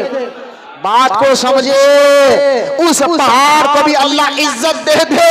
तो जहां अल्लाह का वली की मजार हो तो मजार अल्लाह की नजर में कितनी इज्जत वाली होगी। महबूबों की इज्जत करो। दरगाह मज़ारात है क्या? कहा अल्लाह ताला की निशानी है। अब मुझे बताइए, जैसा सफा और मरवा पहाड़ अल्लाह की निशानी है, वहां देखकर अल्लाह याद आता था। कुरान का हो। आप मुझे बताइए, कोई भी वली के आस्थाने पर भी जाता है, दरगाह पर भी जाता है, करता क्या? वहां तो अल्लाह का जिक्र करता है, या तो कुरान पढ़कर सूरह फातिहा पढ़ता है। मैंने कहा अल्लाह यहाँ याद आया या नहीं आया? मज़ारात को देखकर भी अल्लाह की याद ताजा होती है। कहने कहा ये अल्लाह ताला जो है अपने महबूबों से निस्बत होने वाली चीज को भी अल्लाह इज्जत अता फरमाता है। ये दो है ना। अब तीसरी बात सुनाकर बात खत्म कर रहा हूं, क्योंकि दिन छोटा हो गया, 6:10 को मगरिब हो जा रही है, तो मैं 2:30 और 2:35 के दरमियान बात खत्म कर दूंगा, फिर 2:45 तक नहीं जा सकते। अब मैं एक तो हदीस का हवाला दिया जिसे मैंने बताया कि अल्लाह वलियों को इज्जत कैसा देता है, गैरुल्लाह का मतलब मैंने आपको सही बताया। अब तीसरा जो है मैंने बताया मुकाम इब्राहिम, जिनको उस निशान को भी अल्लाह ने इज्जत अता फरमाई, उस निशान को भी इज्जत अता फरमाई। निशान तो निशान है। अल्लाह ताला ने कुरान पाक में बताया कि अल्लाह के नेक बंदे महबूब बंदे जिस कपड़े को इस्तेमाल करते हैं अल्लाह ताला उस कपड़ों में भी बरकतें दाखिल फरमाता है। बोला मोहब्बत से सुभान अल्लाह। ये हमारे पीर का कपड़ा, जो सच्चे पीरों की बात कर रहा हूँ, ढोंगियों की नहीं, 2 नंबर उनके नहीं, सच्चे पीरों की बात करता हूँ कि मुरीद उस पीर के कपड़े का अदब खुद निजामुद्दीन औलिया बोला मोहब्बत। मुझे बहुत प्यारी बात याद है, निजामुद्दीन औलिया रहमतुल्लाह ताला अलैह। आप फरमाते निजामुद्दीन औलिया, कोई कह सकता है कि निजामुद्दीन औलिया माज़अल्लाह दोज़खी, किसी के माने जली उनको कहते कि वो दोज़खी है, जन्नती बुजुर्ग। खास सुने, हज़रत निजामुद्दीन औलिया रहमतुल्लाह ताला अलैह एक मर्तबा अपने पीर मुर्शिद सरकार सैयदना बाबा हज़रत फरीदुद्दीन गंज शकर रहमतुल्लाह ताला अलैह उनके आस्थाने में बैठे थे। हज़रत निजामुद्दीन औलिया बैठे हुए थे, अचानक आपकी दाढ़ी मुबारक का एक बाल टूटकर आपकी गोद में गिरा। बाबा फरीद का एक बाल मुबारक टूटकर नीचे गिरा गोद में। हज़रत निजामुद्दीन औलिया ने कहा, हुजूर एक बात कहो। कहा कहिए। कहा हुजूर मैं चाहता हूँ कि ये जो बाल मुबारक आपका टूटकर गिरा है, मैं अपने पास तावीज़ बनाकर रखूं। बोलो ना सुभान अल्लाह। मैं 11वीं शरीफ का महीना आ रहा है ना, 17 तारीख को मैं बताऊंगा निजामुद्दीन औलिया अपने वक्त के बहुत बड़े आलिम और सूफी बुजुर्ग गुजरे हैं। हाँ, जिनके गुलामों में कई औलिया अल्लाह आज भी हैदराबाद में आराम कर रहे हैं, जिन्होंने दक्कन को फतह किया है। क्या बताओ निजामुद्दीन औलिया के बारे में, खैर जिनके गुलाम दक्कन को फतह कर रहे हैं। हज़रत निजामुद्दीन औलिया ने दीन का बहुत काम किया, करोड़ों लोगों को ईमान की दावत दी। वो निजामुद्दीन औलिया का अकीदा देखो कि तो हुजूर ये जो बाल मुबारक है ना, मैं तावीज़ बना कर रखना। आपने कहा ले लो, वो बाल मुबारक के लिए इसको तावीज़ बना कर रख लिया। हज़रत निजामुद्दीन औलिया फरमाते हैं, मेरे पास कोई भी आता कोई मुश्किल लेकर तो मैं उसको तावीज़ दे देता। एक दिन वो अपने पास रख लेता, दूसरे दिन ला कर देता, हुजूर मेरा काम बन गया। बोलो ना सुभान अल्लाह। कोई बीमार आता, मैं उसको तावीज़ दे देता, वो जाता बीमार को डालता, दूसरे दिन ला कर कहता, हुजूर मेरा बीमार अच्छा हो गया। तो खैर बताना समझाना ही चाहता हूं। बोले ये क्या बाल में? मैंने कहा बाल अब कुरान में अब मैं 2 हवाले दूंगा कि अल्लाह अपने महबूब बंदों से निस्बत रखने वाली चीज में भी बरकत दाखिल फरमाता है। मैं 2 हवाले आपको दूंगा। एक सूरह यूसुफ का हवाला मैं आपको दे रहा हूं। पहला हवाला सुनिए, ताकि आपका ईमान और अकीदा मजबूत हो और सच्चे पीरों से मोहब्बत करके उनकी तालीमात पर अमल करो। हजरत यूसुफ अलैहिस्सलाम के वालिद हजरत याकूब अलैहिस्सलाम रो कर उनकी आंखों की बिनाई खत्म हो गई। कई साल बाद हजरत यूसुफ अलैहिस्सलाम का जब पता मालूम हुआ, भाई गए माफी मांगे, कहा चलिए, वालिद तो रोते रोते अपने आंखों की बिनाई चले गई है। हजरत यूसुफ अलैहिस्सलाम ने अपना पहना हुआ अपने भाइयों को दिया और कहा कि ले जाओ और ले जाकर मेरे वालिद की आंखों पे लगा दो, अल्लाह उनको रोशनी वापस कर देगा। बोले मोहब्बत से सुभान अल्लाह। कुरान में सारा जिक्र मौजूद है सूरह यूसुफ में। हज़रत यूसुफ अलैहिस्सलाम के भाई उस कपड़े को लेकर गए, वालिद की आंखों को लगाया, अल्लाह ने रोशनी अता फरमा दी। अगर बुजुर्गान दीन के लिबास कपड़ों में कुछ भी नहीं होता तो कुरान में जिक्र क्यों आया? पहला कुरान में जिक्र क्यों आया? पूछो इन वहाबियों से, ये आयत का माना क्या बताओगे?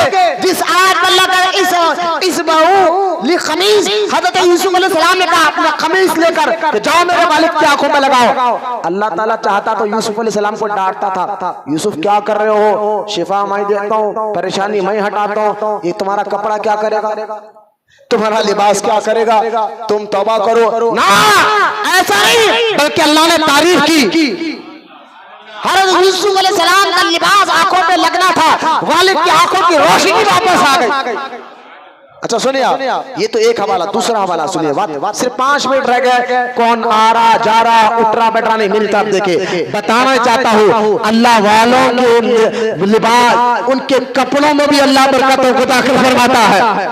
ये पहला हवाला कुरान का। दूसरा हवाला सुनिए, कुरान में सूरह बकरा में ताबूत सकीना का जिक्र है।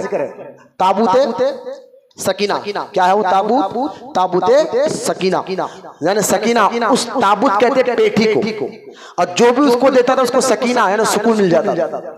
और जो भी उस पेठी को सामने रखकर दुआ करता था बनी इस्राइल में, तो अल्लाह ताला उनको कामयाबी अता फरमाता था। बोला मोहब्बत से सुभान अल्लाह। कामयाबी अता फरमाता था। अब हुआ ये बनी इस्राइल पर मुशरिकीन हमला करना चाहते थे, और बनी मुशरिकीन की तादाद लाखों की थी, इनकी तादाद हजारों की थी, यानी दुश्मन हजारों के लाखों के थे, ये मुसलमान हजारों के थे। एक बार जंग करे हार गए। मुशरिकीन हार गए। दूसरी बार जंग करे, हार गए। तीसरी बार जंग करे, हार गए। आखिरकार मुशरिकीन ने आपस में मशवरा किया, यार ये मुसलमान दिखने में तादाद तो कम है, हालात तो कम है, लेकिन ये असल जीतते कैसा है? हम इतना पावरफुल हमला करते हैं लेकिन जीत इनकी होती है। तो इन्होंने क्या किया, मुशरिकों ने अपने एक मखबर को उनके पास भेज दिया, जाके इंक्वायरी तो करके आ भाई, वजह क्या है, क्यों हम हार रहे हैं? फौज हमारे पास ज्यादा, हथियार हमारे पास ज्यादा, हम फिर भी हार क्यों रहे हैं? एक मखबर गया, उनकी जैसा मुसलमान मैं आपका साथी हूँ, ऐसे मुनाफिकों को पहचानो आज भी, आप पहले से है ऐसे मुनाफिक, आकर हमें आपका दोस्त बोलते, फिर वहां जाकर कहते मैं उनका आदमी रहते। खैर आया, कुछ देर में बैठ के देखा, फिर रास मालूम कर वापस आया, आकर कहने का मैंने रास मालूम कर लिया कि मुसलमान तादाद में कम होते लेकिन जीतते क्यों है। मुशरिकों ने कहा पता होता किस वजह से जीते? कहा वो मुशरिक मखबर कहता है मैंने उनके पास एक पेठी को देखा, जब भी उनको कोई मुसीबत आ रही है वो पेठी सामने रखकर कहते या अल्लाह हम इबादत गुजार तो नहीं है, इतने ज्यादा मुत्तकी परहेज़गार तो नहीं है, लेकिन तेरे महबूबों के पेठी का हमारे पास है। ऐ अल्लाह इस पेठी में जो सामान है, जिन बुजुर्गों का वो सामान है, इनके वसीले से हमें कामयाबी अता फरमा। अच्छा मुशरिक समझे, अच्छा वो पेठी असल कमाल कर रही, पेठी असल कमाल कर रही। बोले एक काम कर, बोले चुरा कर लेकर आ, अब देखेंगे उनके पास क्या ताकत है। गया हल्लू चुरा कर ला लिया, बनी इस्राइल से पेठी क्या करा, चुरा कर ला लिया। अब पेठी को, क्योंकि सारे मुसलमान उस पेठी की बहुत इज्जत करते थे, उस पेठी के अंदर क्या था मैं आगे चलकर बताऊंगा, लेकिन इज्जत तो सारे मुसलमान करते थे। बोलो ना सुभान अल्लाह, अदब तो सारे मुसलमान का। अरे भाई बड़ी बड़ी मुश्किलें यूं भी हल हो रही थी, बड़ी बड़ी परेशानियां यूं भी हल हो रही थी। अब वो पेठी को मुशरिक चुरा ली, चुरा कर क्या करे अपने बुत खाने में ले गए। अब बुत खाने में ले जाकर जो है ना उसके पैरों के पास रख दिए और रख कर बोले अब हम बुलाएंगे मुसलमानों को, जिस पेठी पे तुम इतराते थे, तनते थे ना, आओ देखो कि वो पेठी हमारे बुत के कदमों में है। कदमों में पेठी को रखा, दरवाजा लगाया, सारे मुसलमानों को बोला आओ जिस बात पर तुम इतराते थे हम बताएंगे तो उस पेठी का हमने क्या किया है। सारे मुसलमान जब उस बुत के सामने ठहर गए, जैसा ही मुशरिकीन ने दरवाजा खोला, हाय जब दरवाजा खोला, रखा कहाँ था उन्होंने, बुत के कदमों में रखा था। जैसा दरवाजा खोला तो देखकर हैरान हो गए कि पेठी बुत के कदमों में नहीं उसके सर पर रखी हुई है। बोला मोहब्बत से सुभान अल्लाह, पेठी सर पर रखी हुई है। उन्होंने दरवाजा बंद कर दिया, मगर कल भिजा दिया, दिखा नहीं। आपस में कहने लगे ये क्या हो गया, हमने तो नीचे रखा था, ये सर पे क्या कर रहा? बोलो ना सुभान अल्लाह, रखा तो नीचे था, ये सर पर क्या कर रही है? अच्छा हुआ मुसलमानों को हमने बताया नहीं, हमारी बदलामी हो जाती, लिहाजा कल आओ। अब उन्होंने क्या किया, इतनी मोटी जंजीर लिया, जंजीर लेकर बुत को पैर को बनकर पेटी को बंद दिया। बोले अब बता दो, आओ अब देखो तुम जिस पेटी पर इतराते थे हमने उसका क्या किया है। अब दरवाजा खोलकर जैसे बताना चाहा, देखकर हैरान हो गए वो पेटी फिर भी बुत को रेजा रेजा कर पाउडर, बुत पत्थर के बने होते, मिट्टी के बने होते, उसको रेजा रेजा कर उसके सर पर बैठी हुई है।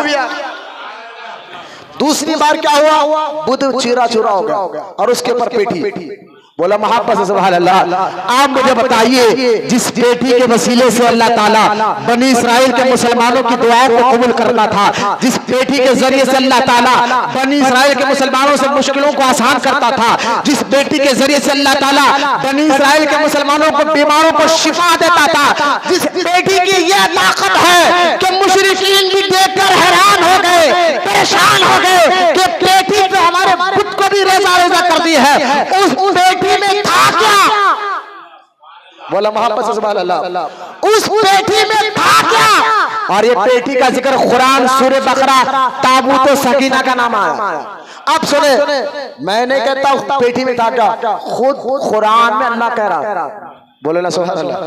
मैं कहता हूँ वहाबियो कुरान पढ़ते हो, ये आयतें पढ़कर अल्लाह के महबूबों की शान भी बताओ, अल्लाह के नेक बंदों के मुकाम मर्तबा भी बताओ, गौर करो उस पेटी में था क्या। तो हज़रत कुरान पाक में अल्लाह ताला खुद फरमाता है उस पेटी में मूसा अलैहिस्सलाम का कपड़े का लिबास था। अरे बोलो सुभान अल्लाह।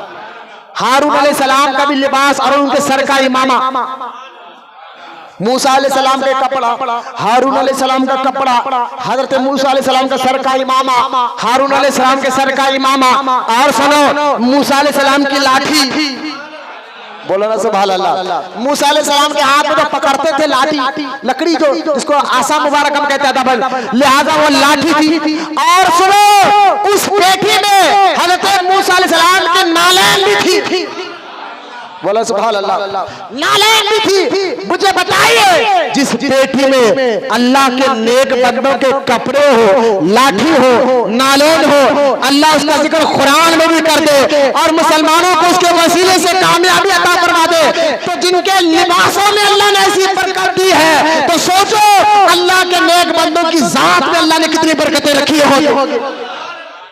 हाँ, अब समझे गौसे पाक का नारा क्यों लगाते हैं, गौसे आजम के नाम का झंडा क्यों लगाते हैं? मैंने कहा उनके नाम में भी अल्लाह ने बरकत रखी है, उनके नाम में भी अल्लाह ताला ने बरकत रखी है। अरे मेरे सरकार गौसे आजम तो वो है, पिराने पीर गौसे आजम दस्तगीर तो वो है कि आपके दौर में, गौसे पाक के दौर में जब ताउन की बीमारी इतनी खतरनाक तरीके से फैल गई, बगदाद में हजारों लाखों लोग मर रहे थे, तो कुछ लोग गौसे पाक की बारगाह में आए और आकर कहा था, या शेख अब्दुल कादिर जिलानी, आका करम फरमाइए, लोग मर रहे हैं ताउन की बीमारी से। डॉक्टरों ने हाथ उठा दिया है, हकीमों ने हाथ उठा दिया है, डॉक्टरों ने कहा इसकी दवा हमारे पास रही है, हकीमों ने कहा इसकी दवा हमारे पास रही है, आका हम आपके पास आए हैं, करे क्या? लोग मर रहे हैं इस बीमारी से। सरकार गौसे पाक रजी अल्लाह ताला अन्हु का अकीदा देखो, गौसे आजम ने ये नहीं फरमाया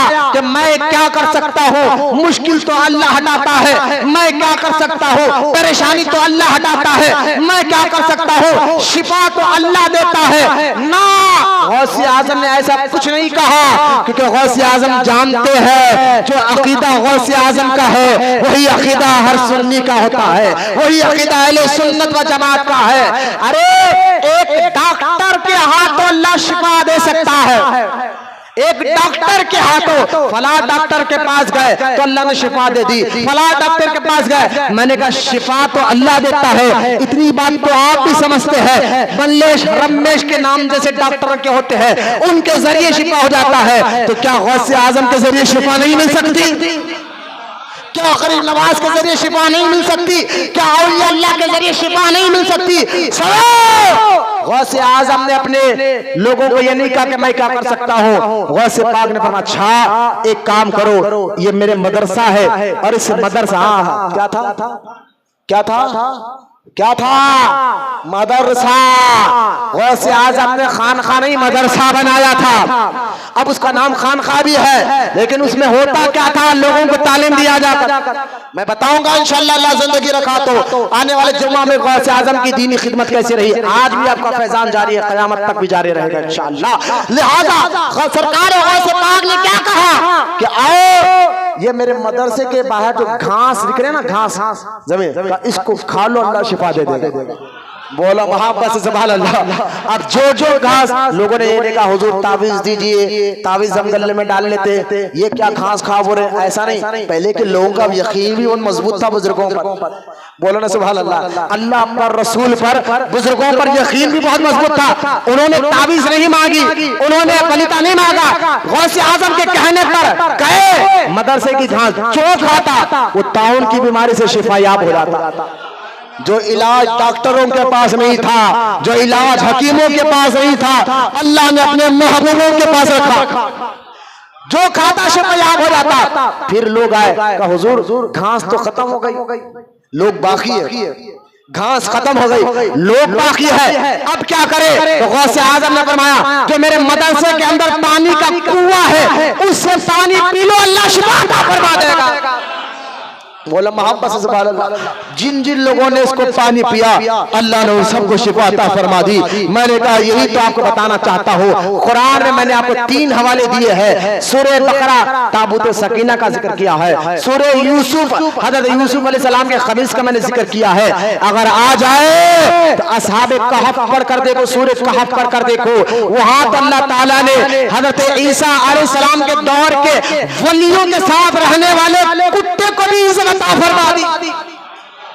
हाय हाय बोले सुभान अल्लाह। ये आप क्या कर रहे हो? हाँ, सूर्य कहफ पढ़ कर देखो, 19वें पारे में सूरज कहफ पढ़ कर देखो कि वहां ईसा अलैहिस्सलाम के दौर के वलियों के साथ रहने वाला कुत्ता, बोलो अल्लाह सुभान अल्लाह, जिसका नाम कत्मीर आया है कुरान में। क्या आया है? कत्मीर। आप कहीं पर भी जाए, अल्लाह ना करे कहीं रात में आ रहे, कहीं देर हो गई, कुत्ते आपको जरा भोगने आए, आप 3 बार ये नाम ले, या कत्मीर या कत्मीर या कत्मीर। कुत्ते आपके सामने तुम हिलाते हुए आगे निकल गए तो नहीं कहना, खामोश बैठे। ये तो मैंने बार बार आजमाया, मैं आपको नहीं दे रहा हूँ आज ये वजीफा एक दे रहा हूँ कुत्तों से बचने के लिए।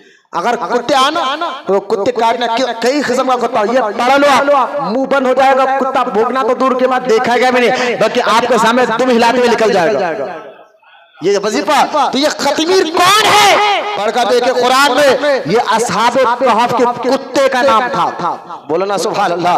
अगर वलियों के साथ कुत्ता रह जाए अल्लाह उसका जिक्र कुरान में कर देता है, और फिर उस कुत्ते को क़यामत के दिन इंसान बनाकर जन्नत में दाखिल फरमाएगा। तो मुझे बताइए कि कुरान में यहाँ सूरह कहफ में औलिया अल्लाह की शान है, सूरह बकरा में औलिया अल्लाह की शान है। अल्लाह ने तो उनके मज़ारात तो दूर की बात है, अल्लाह ने उनके निशानियों को भी इज्जत से नवाजा, उनके ठहरने की जगह, उनके बैठने की जगह, बड़े उनके उठने बैठने की जगह तो दूर की बात है।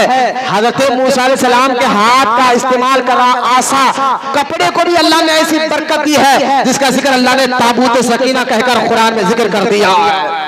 लिहाजा गैरुल्लाह से मुराद क्या था, ये सारी डिटेल में बयान कर चुका हूँ। आज का मेरा अनुमान था आसार औलिया की बरकतें, औलिया अल्लाह से निस्बत होने वाली चीज में भी अल्लाह बरकत को दाखिल फरमाता है। इस टॉपिक पर मैंने सारे उन्वान ठहर कर समझाए हैं ताकि बात समझ में आ जाए। जो दूर से आए वो इंटरनेट पर ये बयान सुन सकते हैं।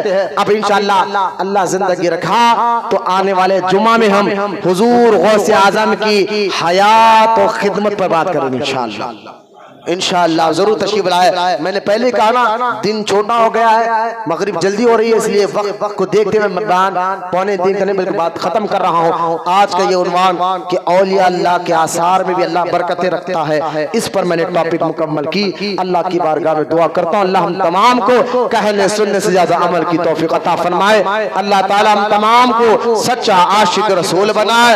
क़यामत तक अल्लाह ताला हमारी नस्लों में आशिक रसूल को पैदा फरमाए। वमा अलैना इल्लल बलाग वल्हम्दुलिल्लाहि रब्बिल आलमीन।